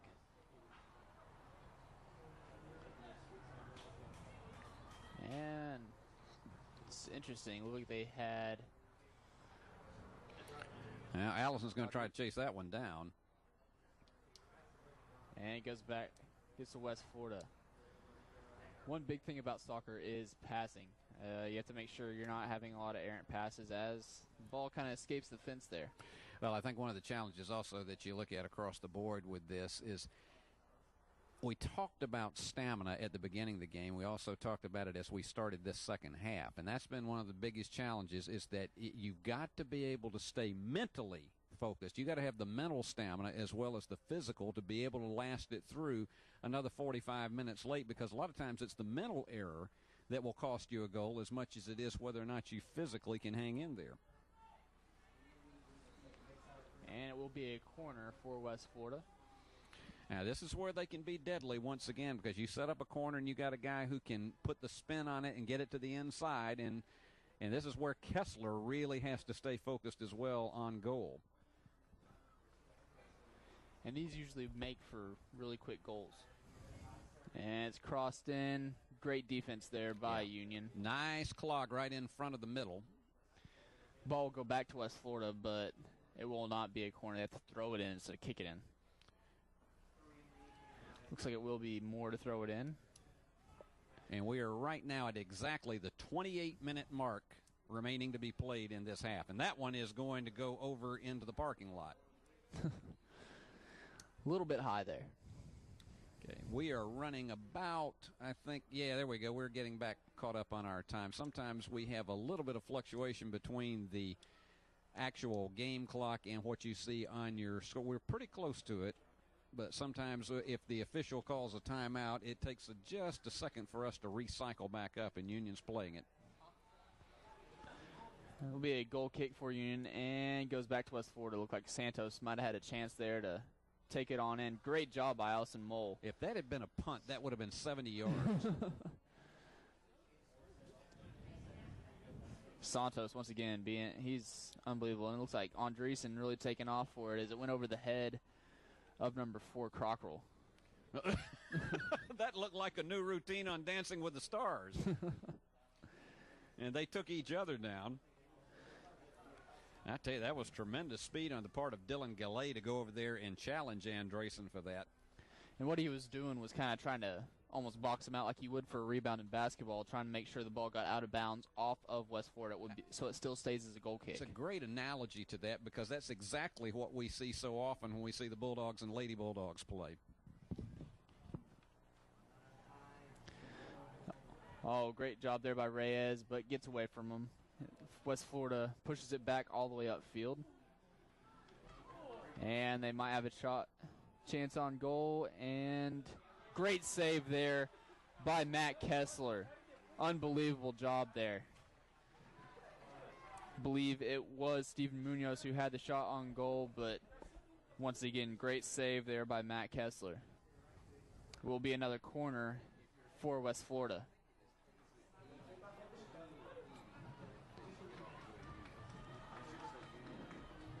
Once again, these can be a quick goal here as they do cross it in. A little low for a corner kick, and Reyes kicks it back out. The ball back to West Florida as Salafrio puts another shot on goal off.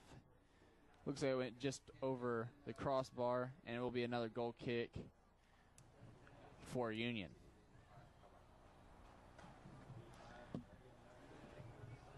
And it will be Pedro Rodriguez doing the goal kicking, which is something I haven't ever really seen. It's usually the goal who is doing the goal kick, but using a defenseman for it. That was what you would call somewhat of a, it's not a line drive kick, but it had an ability just to sink down as it got to midfield. And it will be another goal kick for Union. And this time it's going to be Kessler. And we have less than 25 minutes remaining.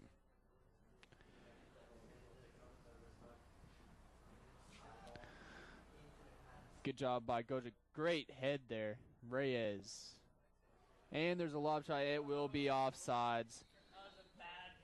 And you hear some people in the stands saying it was a bad call, but it is West Florida's opportunity once again. Number 14 kept him on by like at least 2-3 feet.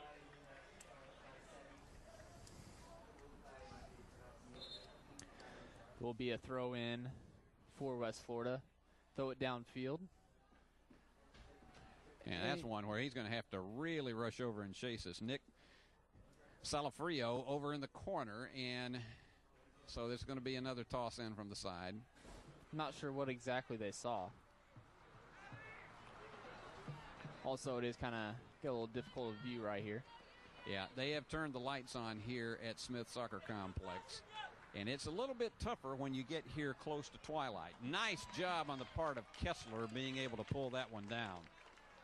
Looks like he was looking to go ahead and throw it in right then to Chelly, but no good. He will goal kick. Santos, great job there boxing out. They keep possession of the ball. Not sure what happened. Must be a free kick. That's an unusual call. That surprises me on that one. Usually you have a lot of physicality there whenever you have a goal kick towards the middle of the field. But yeah, they're going to hand that one back to West Florida. 23-13 remaining.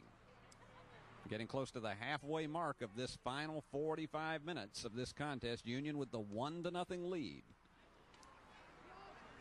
I'm not sure what the plan was for that, as West Florida threw it in to his own player and kicked it right back out. Well, so Union will play it. Be a golden opportunity if the Bulldogs could pick up another goal, whereas you don't want to say you're going to play completely a defensive game the rest of the way. To be up 2-0 in a game like this would be huge insurance.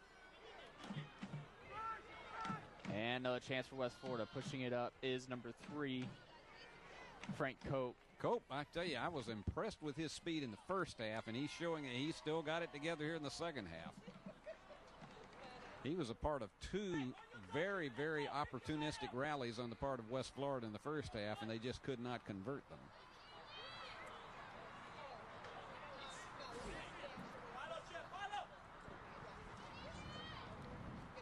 will be another corner. Goes back to West Florida. Hey, great Allison. job there by Allison Mull. That was great. And Union goes ahead and clears it.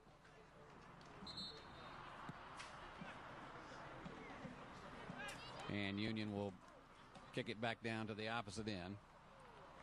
Bulldogs have not had really in this half many breakaway threats at goal. They haven't had the ball down at the opposite end that often. Actually, West Florida has had it at its end more, but Bulldogs on top on the score 1-0, and that is all that matters. And another goal kick.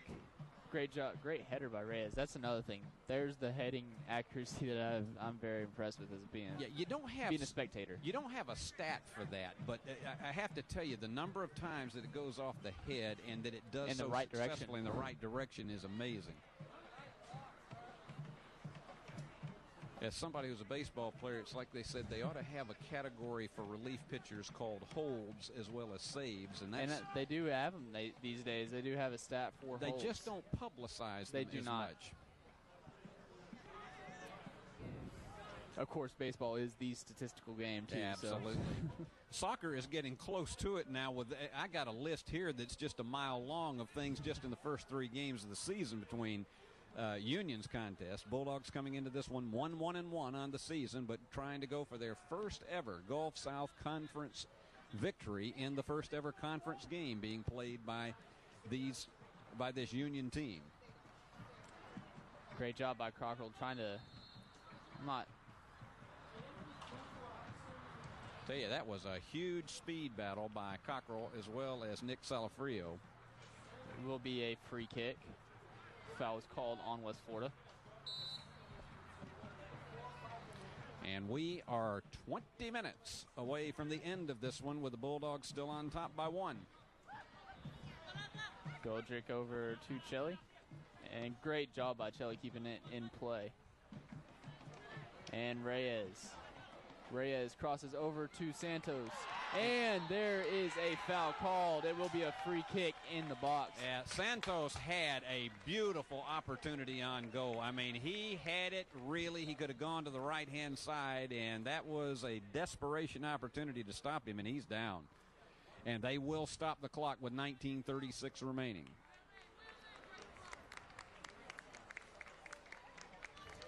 He really took a hit on the left thigh, but he seems to be shaking it off, and he'll be fine. And so Union will have an opportunity at really the same kind of goal that they did that picked up the first one. It will be a penalty kick, though. This is usually your best chance to score a goal here. And it will be Reyes kicking for Union. It's really a one-on-one situation here. And there's a great save. But Reyes, he almost puts it back in off of Seeley, but the ball is right still in front of the goal. And let's see what the call is. They're going to send it back down to West Florida. Union blows a golden opportunity there that would have put them on top 2-0. You do have to give credit to Seeley, though. Great save there. Seeley was you could watch his eyes and see how concentrated he was to try to stop that situation from Union. Back to Santos. Off his chest a little hard, though. Kind of went toward the West Florida player. Pushing it back, trying to kind of spread things out again, get the ball in control. And there's a great attack there by West Florida, but goes down into the corner. Well, the Argonauts are persistent. They are absolutely dogged in their opportunity to try to tie this game, and it's going to continue to be back down at their end of the field.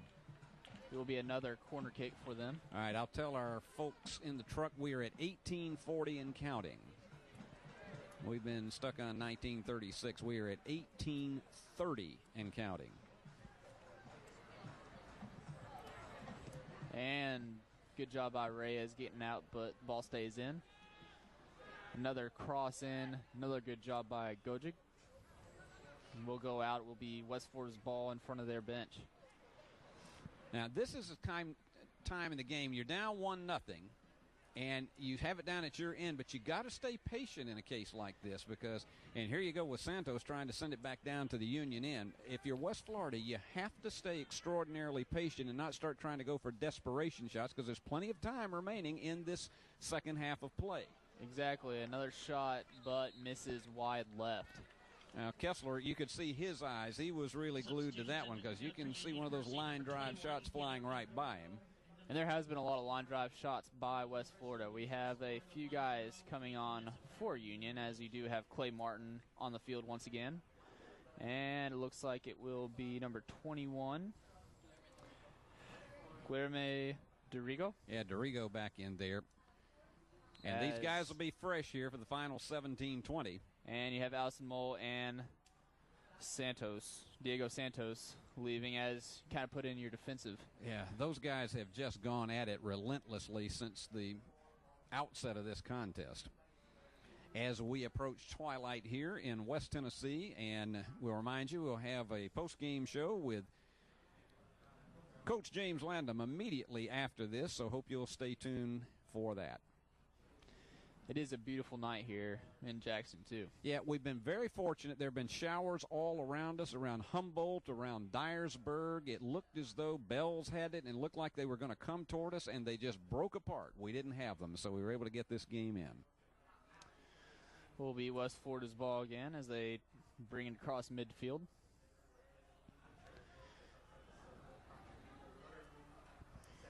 And going to the right-hand side, and Union breaks up the rally. And a lot of times, Cody, another key thing, sometimes you wonder, well, why'd they kick it out of bounds? Sometimes the ball just happens to go in that direction, but sometimes it's just to stop the rhythm of a rally that a team is trying to get an opportunity to tie the game. And it gives you a couple extra seconds to get your team back in position. It's Clay Martin down in the corner, and they kick it out.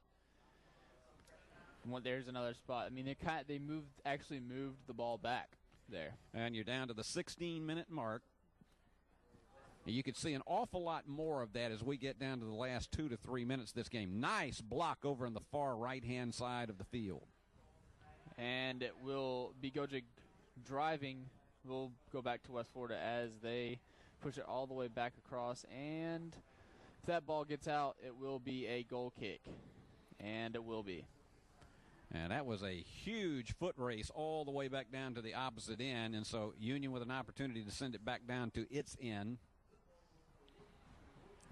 And we're getting about 2/3 of the way through of this second half. Bulldogs leading 1-0 in their inaugural Gulf South Conference game. And we're bringing it to you right here on E-Plus TV 6.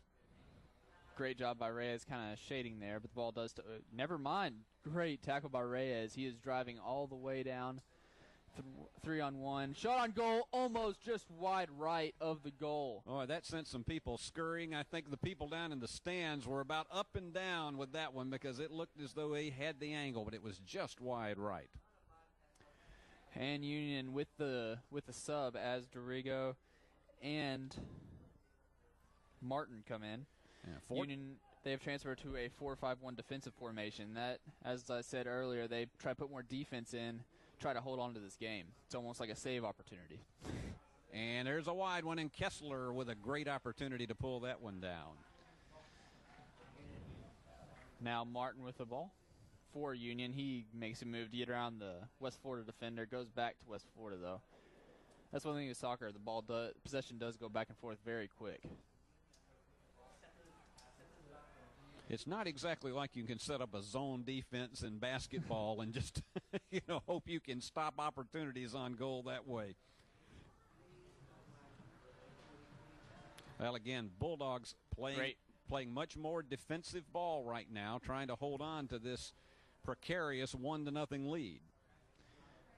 And Martin goes down, and West Florida has the ball down the corner.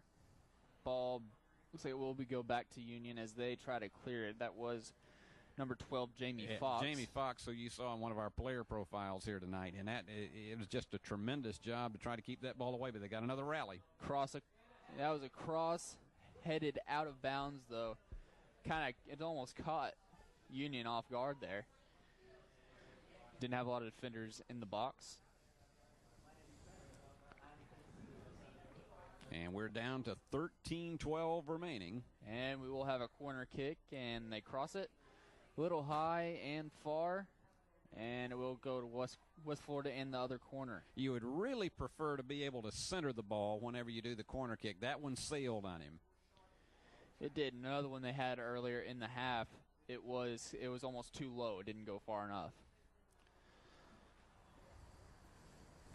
Well, once again, you want to try to keep the West Florida Argonauts from getting into a rhythm that a lot of times will get you into the opportunity for a breakaway goal, but they have not been able to do that thus far, even though they've kept the ball at their end of the field much more than Union has.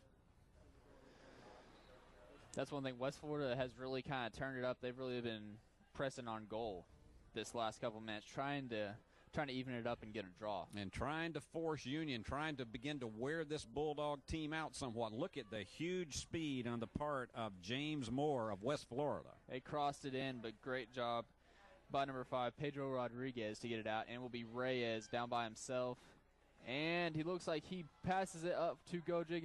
He will drive it down the corner and is knocked out by West Florida. Well, that was a nice job on the part of, you look across the board, and that was Jack Salafrio knocking that one out of the way. And a big key in all of this, though, for Union at this stage, you also want to work as much clock as you can, trying to be able to keep it down at your end of the floor. Exactly. As you see, kind of taking a little bit more time getting the ball thrown back in here, as the clock, with soccer, it is a running clock. 11.5 remaining. And it will be Cockrell who will be throwing in for Union. Great job of coming off the line with Cockrell. Over to Gojic. Kind of passes it back to Chelly. Now to Martin. Tries to push it up. Gojic wasn't there. We'll go back to West Florida. Union worked off about 30 seconds off the clock just in that offensive situation. So if you can work off 30, 40 seconds at a time, keeping it down at your end of the field, then you're doing your job at this stage of the game, holding on to a 1-goal lead. Great job by Cockrell getting that ball in it. Another good job by Christopher Andreessen. Ooh, that's a hard kick off the face, it looked like. And that was a great tackle by Martin, but there will be a foul called. And you can see Kessler over there very frustrated at the call in goal. All right, this is a big opportunity now for the Argonauts because they could tie this one up with just one kick. And Union's goal was scored off of a free kick about that same place on the other side of the field earlier than the half. And they have taken a brief timeout, 10:16 remaining. And looks like they're lining the defense up a little bit. You always see the referee line that up whenever it is a close free kick like this. It is right here.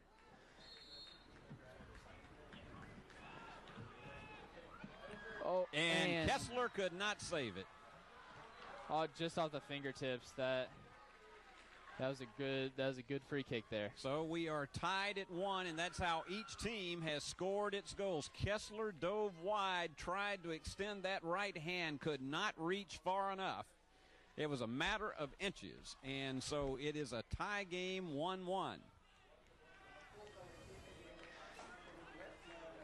Now that changes the whole complexion, Cody, of what both teams are going to attempt to do in this final 10 minutes and 11 seconds. Exactly. As you see Diego Santos over there on the line looking ready to come in. So you're playing this one now as if it's a brand new game like you're starting, and you just simply are trying to go for that one goal that potentially wins it. And it will be a free kick here. They tried to push it up. That was over to Reyes. Pass in. Looks like it will go back out to West Florida, though.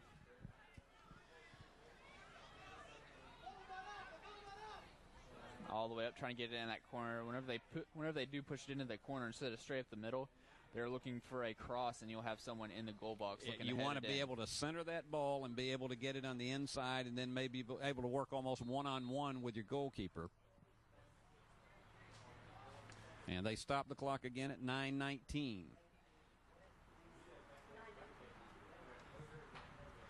And it looks like Diego Santos. And it looks like Allison Mole over there on the other side of the field will be coming in. Well, you largely are going to bring back, again, the team that started for you as much as possible because you've got to treat this as if it's a brand new contest. And there's a great steal. It will be going over to Dorrego. He's at midfield, over to Gojig. Back to Dorrego. They're kind of playing back and forth there. Once again, Gojik with the ball. Great move to get past the defender. Driving up to the middle of the field. And then looks shot on goal, a little far out there. Seeley, good job again, trying to protect this tie. And it's going to be a battle of the heads, and both of them miss it. 8.5 minutes left. This has been a grueling contest to watch because these two teams, Union held on to that 1-0 lead for most of the second half. And now West Florida on the attack again.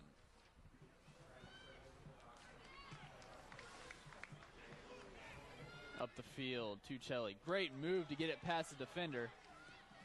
All right, let's see what happens here, Cody. No, that was a rough call there on the offsides. I don't believe he was offsides there. I can tell you who also didn't believe that was Chelly. He was not happy with that call whatsoever. So we're down under 8 minutes to go with it all deadlocked.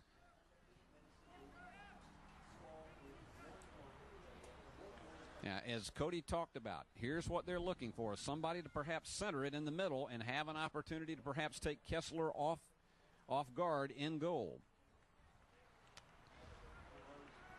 Will be West Florida's ball in front of their own bench once again. Oh, that was a foul. That needed to be called there. And it goes back at the other end of Union.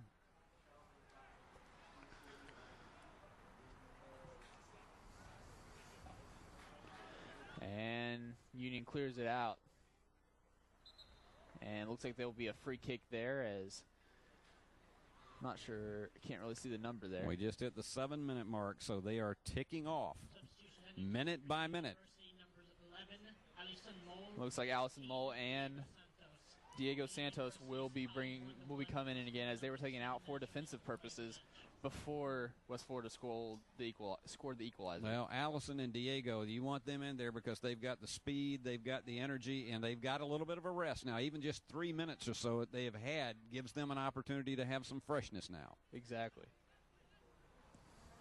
And looking to pass it up to Santos. Goes by. Great job there by Dorrego to get the ball back. Dorrego once again. Lob pass, and Seeley comes up and will get it. Seeley with a pump fake with it. Ball back to Union as Dorrego. Now back to West Florida. Or Gojig, excuse me. Union getting all the names mixed up. That's right. They're going in and out so much. Union is now having to go back into a defensive situation under 6 minutes.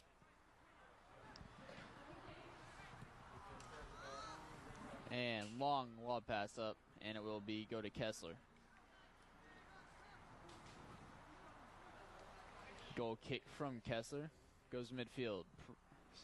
Diego he's kind of all by himself. He's looking to pass it to Allison Mole, but ball goes back to Martin there. Great play there by Martin to get it back in the Union hands. Well, now they're trying to set it up to be able to get some kind of an offensive advantage and also to bring it to the center, and Allison's in traffic. Passes it back to Martin. Martin looking for Diego, looking in the corner. And they're looking for the cross there. Yeah. Goes kind of push it back a little bit.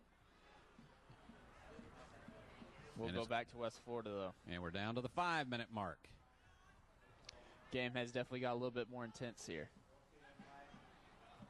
West Florida making a drive, looking to cross it in, and it will be way too far, and it will go out. Will be Union's ball right here on the other side of the field. And they've called time with 4:46 remaining. And we will have a substitution. Has Jack never mind.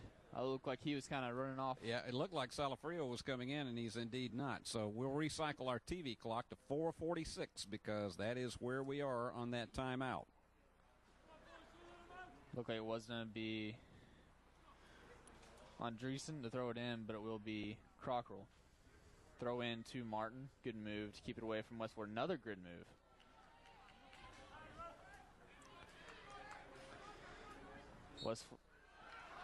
And you got a whistle. I'm not sure about that one. Looks like it would be called on Gojic, but I didn't really see anything that was really worthy of a whistle. Well, the official did. So once again, you're in that situation that they were earlier. Just a few minutes ago in that exact same spot on the field. 4:15 remaining. That's where our clock is stopped at this stage for the kick. 4:15.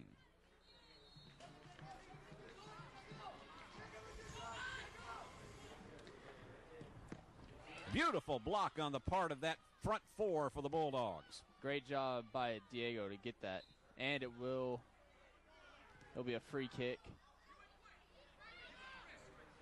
for West Florida. We're under 4. Cody, it looks like we may end regulation in a deadlock here unless one of these teams just slips up defensively. And as good as both defenses have been playing our game, not a real big chance of that happening. Stamina, a big key. And that, as we've said, it's a mental stamina as well as a physical.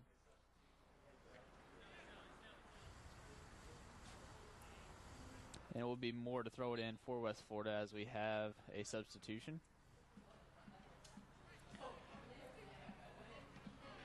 Looks like it will be number 28, Igor Diaz, come on. Well, Diaz had some good minutes in the first half. Long pass up the field for West Florida, and it will be Chelly making a good move to come up and get that. And it will be a free kick on Gojic. Allison Mole now up to Diego Santos. Passing it back. And we're under 3. Union trying to set one up over in the right-hand side. And he goes back to West Florida.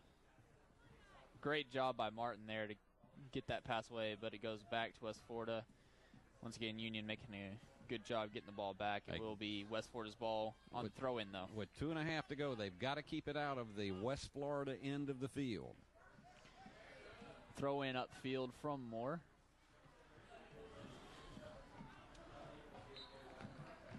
And it looks like it will be a goal kick. And looks like they called a free kick. Timeout call with 2:07 remaining.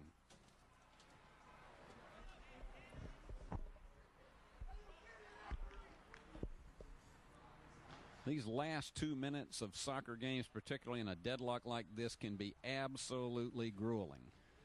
Especially because you never know when a goal is going to come in soccer. I mean, it can really happen, just like it did earlier. We kind of thought the game was in the bag and proven wrong. And you're looking for a cutter to try to go to the middle and get it inside, and it was Kessler watching it all the way. All right, we're at 155, 154, 153 as the seconds just continue to tick off. West Florida's been playing very good defense the second half. And no whistle there. It will be Union's ball once again.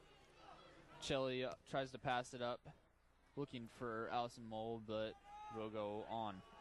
Now, both these teams, again, are just going to try to do everything possible to keep it out of the opposite team's end of the field, primarily because I think they would frankly be content to have this thing go to overtime and have an opportunity to break it. Free kick from Union. And good spot there for Union to throw it in. Yeah, you have a good opportunity to try to see if you can set something up in the center. But they've got to hurry because we are under 1 minute.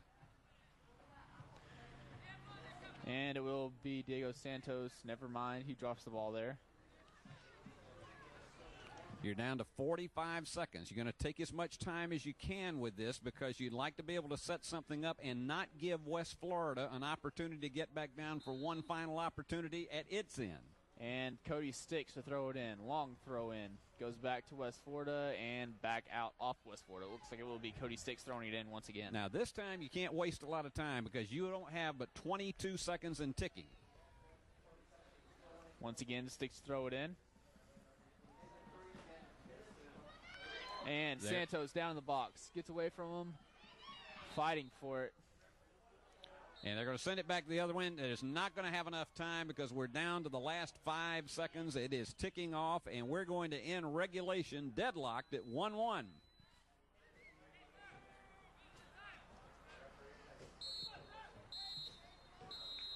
And the official finally whistles it dead, so we have ended regulation tied at 1-1. So once again, our telecast, which typically is in a 2-hour and 15-minute block, is going to run just a bit longer because here we go again. It is overtime. Well, let's take a 1-minute break, and then when we come back, we'll be back with the overtime period.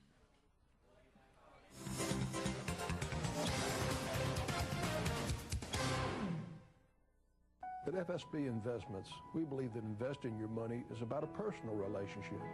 You want someone who is experienced and trusted. You want someone that understands your retirement goals. You want someone who understands your individual needs. You want someone that understands the investment business. You want someone like me. You want someone like me. You want FSB Investments.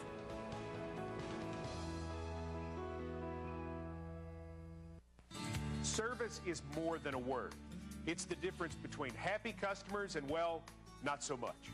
It's about providing your customers the necessities of life, no matter the time of day, no matter the weather. When customers need help, Jackson Energy Authority is there, all day, every day, providing electric, gas, water, wastewater, telephone, internet, and cable. Service is more than a word. To Jackson Energy Authority, it's a way of life.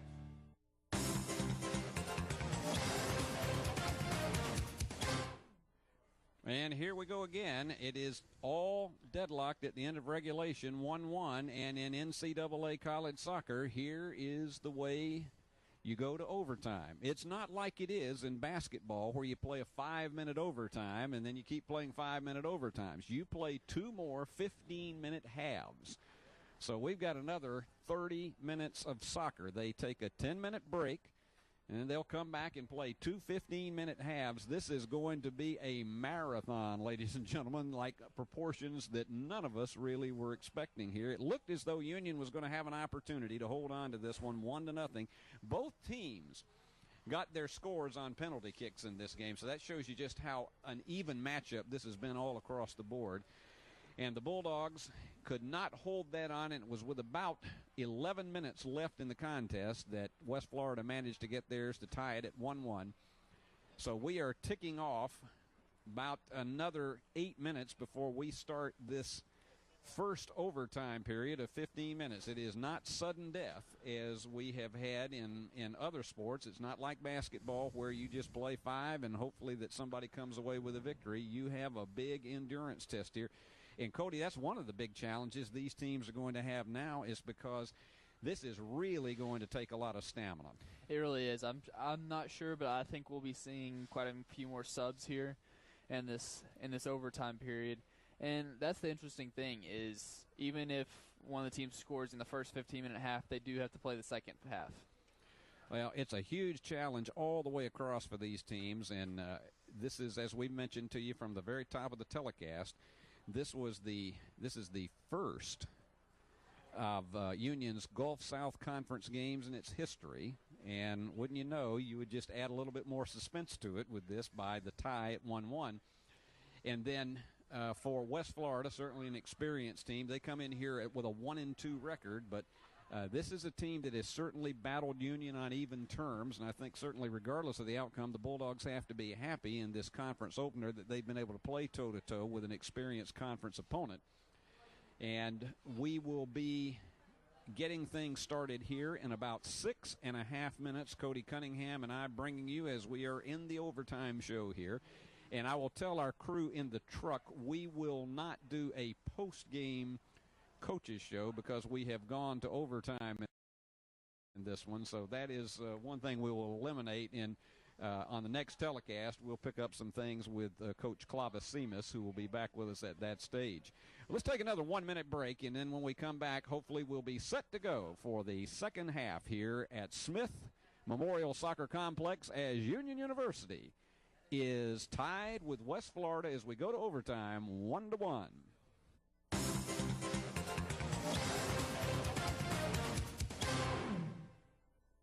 At FSB Investments, we believe that investing your money is about a personal relationship.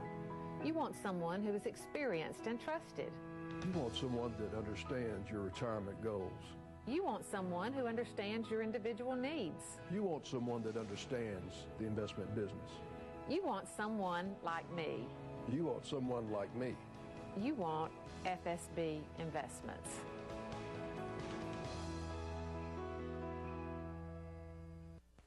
Service is more than a word. It's the difference between happy customers and, well, not so much. It's about providing your customers the necessities of life, no matter the time of day, no matter the weather. When customers need help, Jackson Energy Authority is there, all day, every day, providing electric, gas, water, wastewater, telephone, internet, and cable. Service is more than a word. To Jackson Energy Authority, it's a way of life.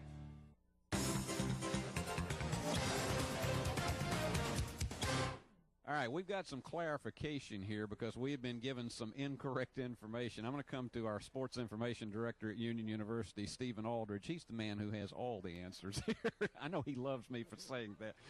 Stephen, let's clarify this on the overtime. We've been told it was 2 15-minute periods and it's not sudden death. Clarify that for us.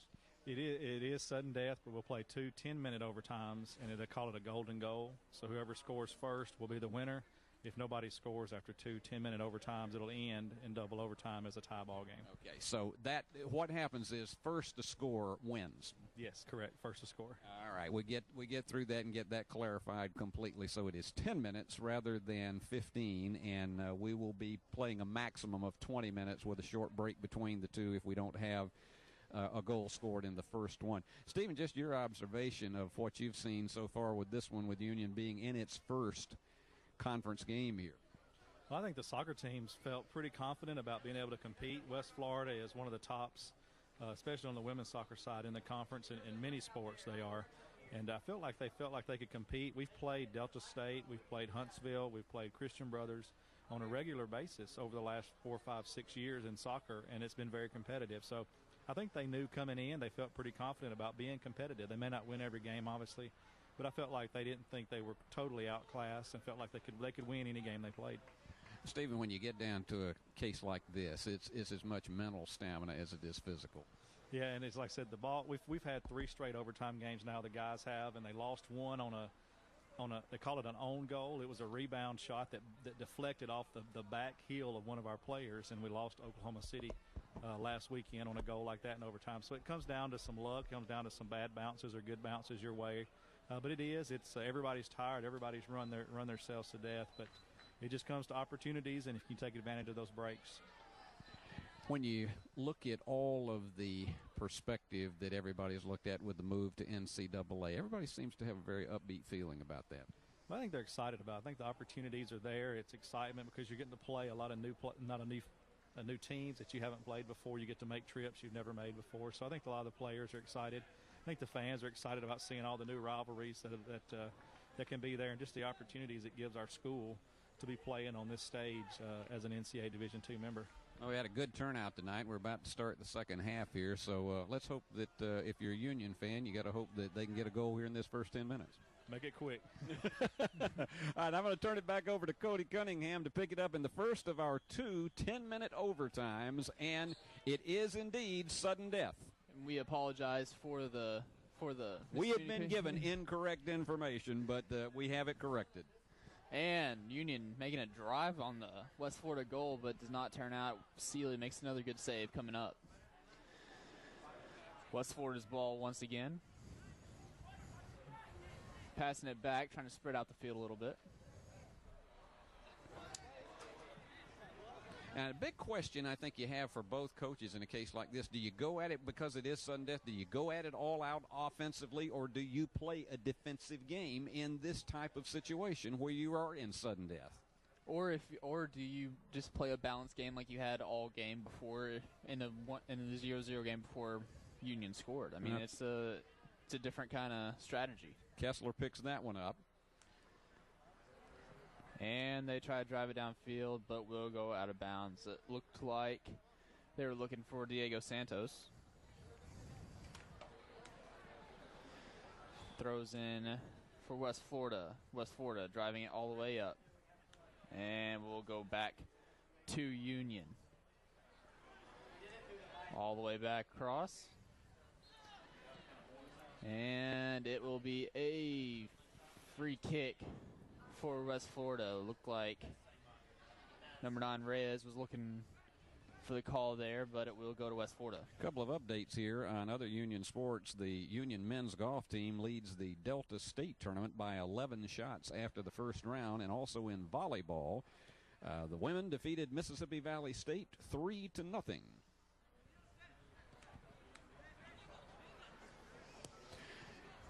And West Florida once again on Union side of the field. Pass up. And good job by Kessler. Oh, never mind. No. And that was a big, and that's almost a situation where you had to have a different and much smaller guy playing goalie there because Kessler came out to try to get that one. And the ball kind of squeezed away from him. Now Reyes with the ball. Back to West Florida, though. That was a good chance for West Florida to put the game away right there, but it will not. And it looks like West Florida will try to cross it over, and it will be no good. It will be a goal kick for Union. Well, 7.5 minutes. We're a quarter of the way through this 10-minute overtime, and we'll repeat to you again. It's a 10-minute overtime, sudden death. If they do not break the tie here, then they go back for another 10, and if it's not broken then it is a 1-1 tie. Reyes back over to West Florida. Great job there by Chelly. Over to Chelly from Reyes. Looks like Chelly's driving up. Pass up to Reyes. Now over back to Chelly. Trying to go all the way up, but a little bit too far. Looking for Diego Santos. But the ball is picked up by Seeley. West Florida with the ball now.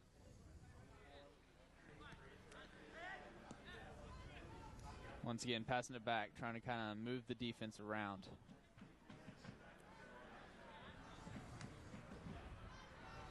And it does make it for an intense game from here on out. It really is, because you are really having to stay so mentally focused out here. And it's really, you forget all about whether you're fatigued from playing 90 minutes plus, going close to 100 minutes by the time you get to the end of this. The big key right now is just being able to stay mentally focused and not have that one lapse that will let an offensive player get by you.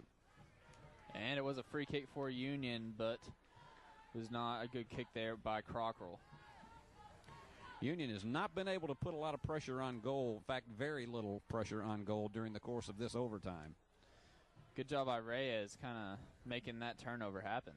Now Gojic making a good move. See if he cannot stop it and get it back. And that will be a free kick for Union. That foul was called on number 24. Tanner Detweiler. You saw Gojic stand up and open his hands as if to say, come on, let's call this one. So Union does have a free kick as we get close to the halfway mark of this 10-minute overtime. And it will be Allison Mole free kicking. And it looks like they will try to almost cross it in. It's not technically a cross from this point. We'll curve it in, try to get someone to head it in. Again, you look for the cutter. And it was blocked immediately by Dylan Gallet. Good header there by West Florida. It will go back. That was a good job by Union. They will kick it all the way across. And Cody Sticks tried to save it from going out of bounds. We're under 5 minutes to go here in this overtime period. Remember, it is sudden death. The next goal will end it unless they go for 20, meaning 2 10-minute periods, and nobody scores. West Florida again with the ball. About to bring it across midfield. Reyes trying to take a stab at it there. He would have had a good break there if he would have been able to get the ball.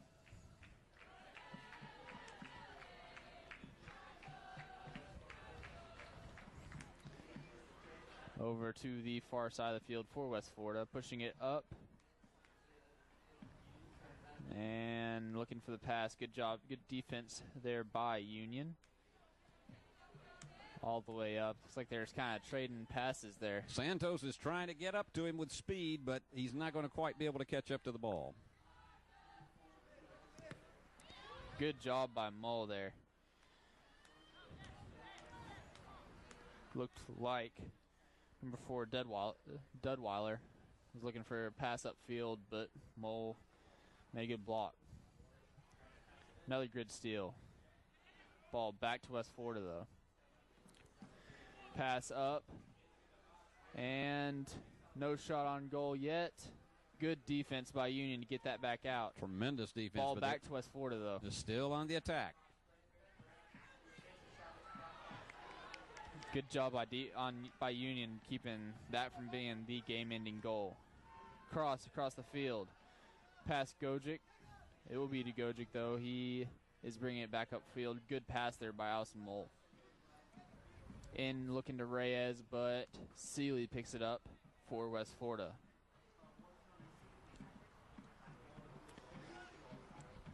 Seeley rolls it in to Detweiler.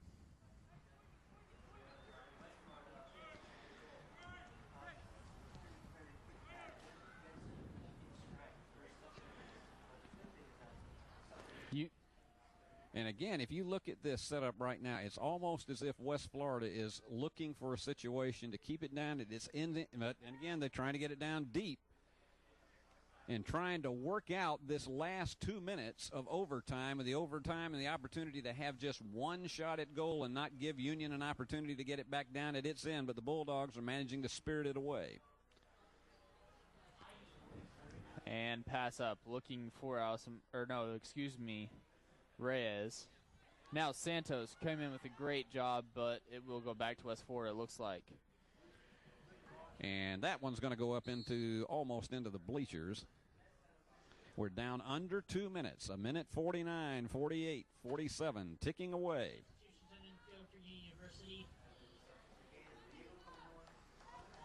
There you see a good shot down in the corner of Crockerell. Time ticking away on the clock as the substitutions come in, down to a minute and a half. As Reyes and Diego Santos come off, they will be putting in their defense as number 29. Seth Gallo comes in. You got a rally here, and it's going to be Kessler's just going to let that one go. And it will be a goal kick there. We are down to the 1:08.765. 65 seconds remaining in this first overtime. It will be a goal kick from Kessler.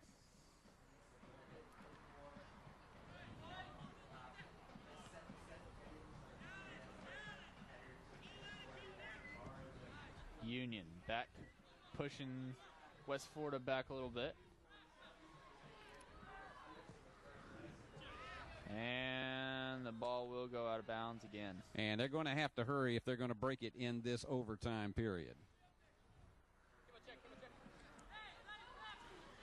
Cockrell throws it in.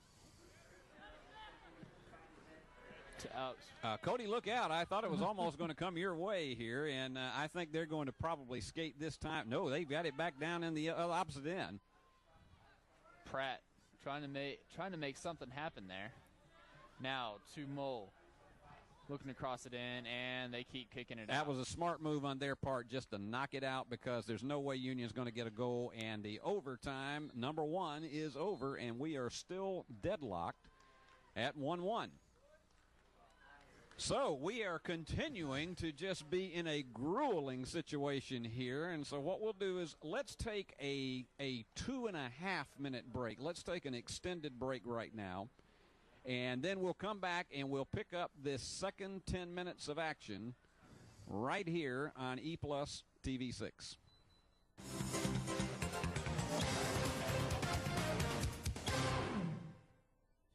At First Baptist Church, we serve God and others in a lot of different ways and in a lot of different places. And by God's grace, we've been doing it for a long time. This year marks the 175th anniversary of our church, a time to celebrate the past and look ahead to the future. We'd love to have you join us for worship. And if you can't join us in person, we invite you to watch us on E+ TV 6. For more information, visit us online, like us on Facebook, or follow us on Twitter. First Baptist Church, for God, His gospel, and His glory. Every Sunday afternoon, NFL Red Zone takes you from game to game, live in HD. Every touchdown from every game. Go to NFL.com/RedZoneTV. Get in the zone. NFL Red Zone. NFL Network is back and better than ever with NFL Red Zone on E+ broadband. Call today 422-7500. At FSB Investments, we believe that investing your money is about a personal relationship. You want someone who is experienced and trusted. You want someone that understands your retirement goals. You want someone who understands your individual needs. You want someone that understands the investment business. You want someone like me. You want someone like me. You want FSB Investments.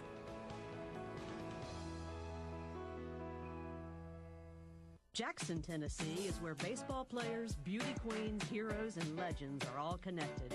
When country connected with the blues in Jackson, the sound was heard around the world. Jackson is not just one attraction, it's a whole package. When visitors come to Jackson for sports or a conference, they find there's something for the whole family. Great places to eat, great places to shop, fun things to do, and interesting things to learn. So spread the word.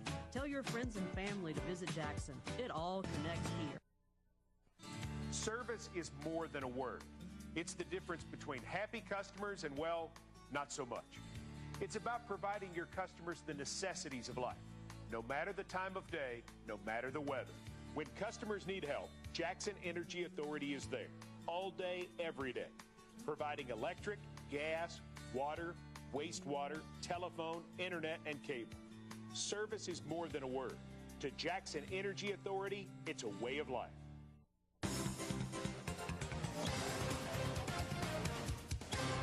Here we go again. We have gone through 100 minutes. This is now overtime number 2. It is sudden death, and if someone scores, they win. If they don't in 10 minutes, it's over. We're tied at 1, and Union will be 1-1-2 on the season. Cody, take it from there. And it will be West Florida's ball once again, but they kick it all the way across the field, back to Union, and the ball will go out. Will be West Florida's, as the Union bench was calling for it out as their own. This is almost as exhausting as watching a 17-inning baseball game. It is. You kind of start running out of stuff to talk about. You really get, it's grueling for fans because they're on the edge of their seats wanting, if you're a Union fan, you want your guys to get the score. And then if you're a West Florida fan, and there aren't that many of them that have made the trip from Pensacola, it is a real challenge, hoping that when you're on the road you can steal one and be able to be one up in the conference. And you really got to think about it. I mean, it's been like this for the last almost 30 minutes or so, probably about 25 minutes. And it goes wide right. Kessler's going to have to go over there and retrieve that one. And they have called time at 9:02. Got an injury timeout on the field, and I can't tell from our vantage point who that is. It is. That's Guilherme Harris.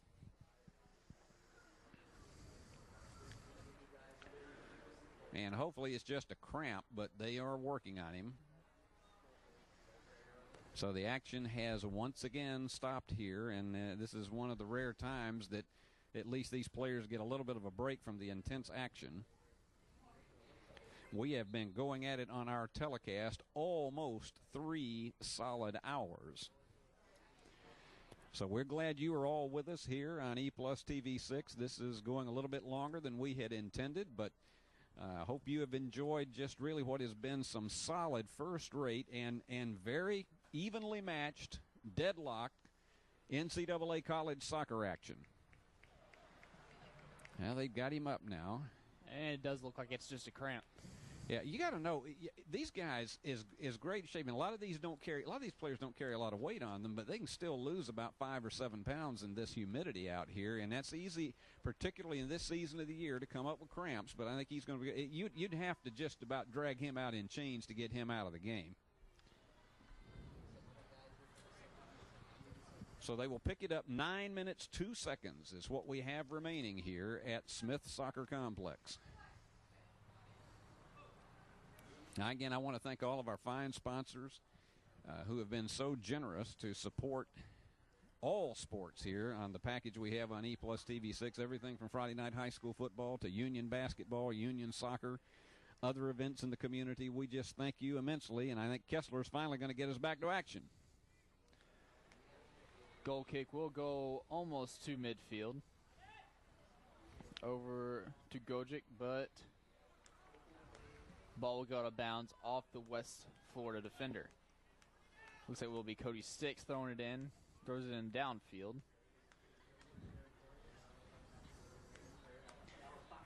Now, all the way back to the Union side of the field. Good job by Rodriguez, I believe, and will be a shot on goal, but nothing really that threatening. Now Kessler has to pick that one up. The clock continues to tick away in this tie game in overtime, and that one is a high fly ball that just got away from him. That is not exactly what he wanted. Especially at this point in the game. That just keeps it right back down in West Florida's end.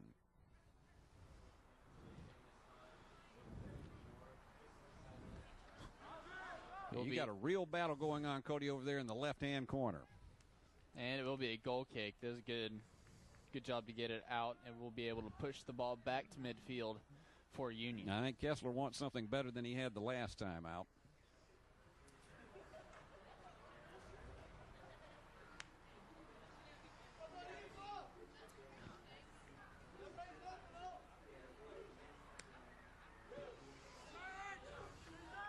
Another goal kick goes about to midfield. Gojic going for it, but no good. Good job by Mole. Tries to put it up, and Seeley comes out of the goal box and kicks it back out of play. It will be Union's ball in front of their own bench, though. I can understand why Seeley is one of the most respected goalies in the entire Gulf South Conference. He is just so well focused, and you can see how, even in his eyes, how much attention he is paying to every shot on goal.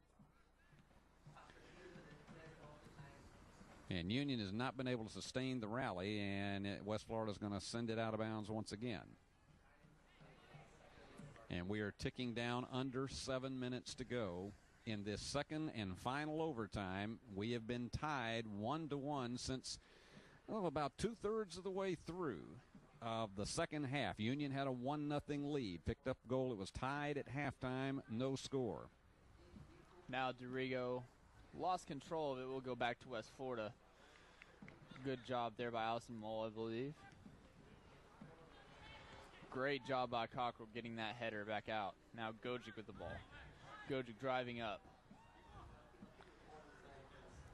It's amazing to me how much speed these guys still have, how much intensity they still have this far into it, having played 104 minutes. And that, just Gojic right there, just fighting and scrapping for the ball. Tells you how much they really want it. But it will be a free kick for West Florida. Just under 6 minutes to go here in the second overtime period. And it looks like it will be a corner kick. Yeah, it's going to be a corner kick. And as you said earlier, Cody, this is where you want to try to set it up for a cutter in the middle and hopefully be able to get that winning goal. And they have missed on their last few crosses from corner. Time very precious in this one for both teams because we're down to the final 5.5. If nobody can score, then that is it. Cross in, but no good. Kessler comes out of the box and throws it back out. Looking Great play there by number 18, Alex Pratt. That looked like there should have been a foul called there as Pratt kind of went tumbling, but Mole now with the ball. We're down to the final 5 minutes. Now it will be Union's ball in front of their own bench once again. Another big chance. This could be a big offensive series for the Bulldogs to have an opportunity to finally put this one away.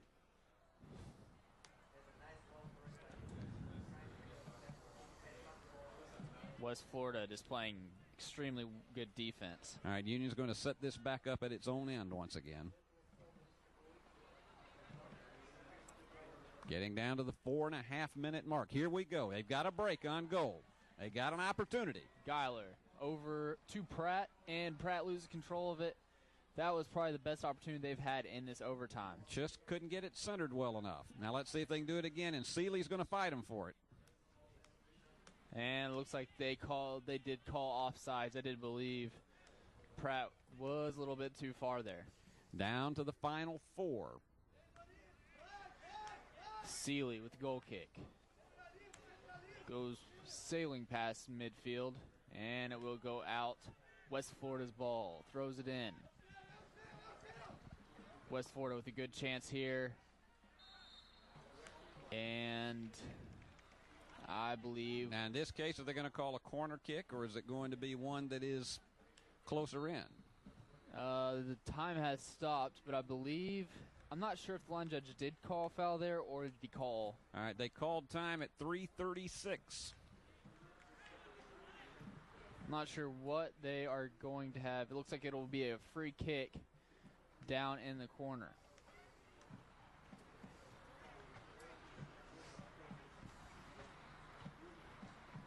All right, once again, it is Kessler goes over to retrieve it with 3:36 to go in your second overtime. Watch for them to try to have an opportunity to set it up in the center, and if you're West Florida, you hope this is going to be the one that does it. And it will be a free kick. They'll try to kind of lob it in there and maybe get a header or something to happen. Lots of pressure on Kessler in this case. A lot of rustling around there in the box. Kick is in and headed back out. It will be another corner just on the opposite one. It went out off of Dorigo of Union. Now, once again, his job is to try to get it in the center. You want to try to get some spin on it, get it in the center, and have somebody who will cut to the goal and have an opportunity to be able to take Kessler off guard. And Union will send actually about 4 guys to guard the goal. Another cross in. Sails over. Great job to clear it. 3 minutes remaining. Cody, this is going to be interesting all the way through the end. West Florida once again with the ball. Trying to drive in. Good defense there. And it will go out again. 5 to go. The clock continues to tick. Union has had to play pretty much they've had maybe 1 to 2 rallies in the overtimes, but now they've had to play largely a defensive half. And great job by Kessler there on the cross. And a free kick. It looks like goal kick, excuse me, for Union. 2:20 to go. Diego Santos and Reyes come back into the game looking to get another goal in the remaining 2 minutes of this contest. You got to have your big guns offensively here because this may be your last opportunity on goal, and Union could not control it. West Florida now with the ball deep in Union territory. Great job there by Cody Sticks, and he is tackled. And it looks like there's a little altercation there. I can understand that. West Florida player just straight up ran over Cody Sticks there. I mean, I can understand. Another free kick. Union trying to set up anything that can get them at least one more offensive rally. Back to West Florida. Dorigo almost had that for Union. Florida looking to get it, though, back. And it will be a free kick. And that ball went sailing out into the trees right behind the benches. Well, West Florida has had its opportunities with the corner kicks and the free kicks, and we are down to 78 seconds and holding. 1 minute, 18 seconds to go on the clock as the time has been suspended. And we have been here in excess of 3 hours, and if you love high-scoring games in your sports, this isn't it. But if you just love the intensity and the defensive battle that soccer is, then you've certainly had your money's worth with this one. And it will be a free kick again for West Florida. Looking to put it in that goal box. A lot of movement down in the box. Kick is in. And there's a header, but Kessler makes the save. How close that one was, but Kessler was heads up on the bounce. Now Union with just barely over a minute to have an opportunity to try to win it. And there'll be a free kick on Diego Santos. And little chance here for Union. And an altercation, and the clock keeps moving. That's the problem, is you can't afford to get into this kind of stuff because the clock's still going. They finally stop it with 48 seconds. Now, they lost 10 seconds getting into that altercation, but that's just what happens when the emotions run high in a game like this, and you really now are in a desperation situation. You got to go for anything that can give you the win. This is kind of an awkward place for a free kick. To be right there in the center of the field.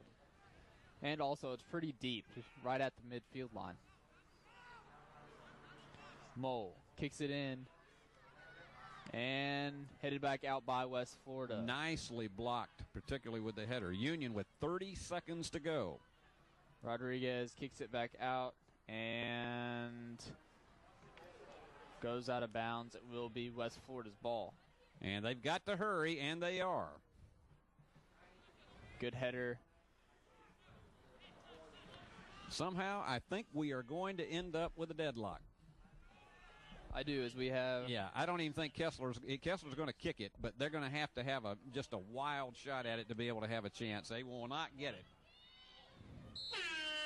And they almost look like they would have had a chance there if they had a few extra seconds. Well, that's what always is the case in overtimes, but Union University and West Florida go to a 1-1 deadlock in double overtime, and that's the way it will end in the opening conference game for the Bulldogs in the Gulf South. Union had a 1-0 lead after a no-score first half, got a 1-0 lead with a goal about 35 minutes to go in the first half, and then with about 17 minutes remaining, it was deadlocked by West Florida to tie it up at 1-1, and both teams just played their hearts out with defensive ball in both the first and second overtimes, and we end up with a 1-1 tie. Well, let me remind you, our next telecast will be on October the 6th as the Bulldogs, rather it's the Lady Bulldogs, will be back here. They'll be taking on Asbury from Wilmore, Kentucky in a non-conference game, so we hope you'll be with us. It's a Saturday afternoon, and our airtime will be 4:45, and then we'll be back with one more Bulldog telecast on October 20th as the Bulldogs will be taking on Shorter College from Rome, Georgia. Cody, I've enjoyed being with you today, and I hope we have another good one on October the 6th. Yes, sir, me too. I've had a great time calling this game with you. Yeah, going to a deadlock here, and so we will skip the post game tonight because we are way over, and so until we're with you again on October 6th, for Cody Cunningham, our ever-cool, ever-present director Grant Atkinson, and our fantastic crew, this is Steve Beverly saying so long from the great hub city of West Tennessee.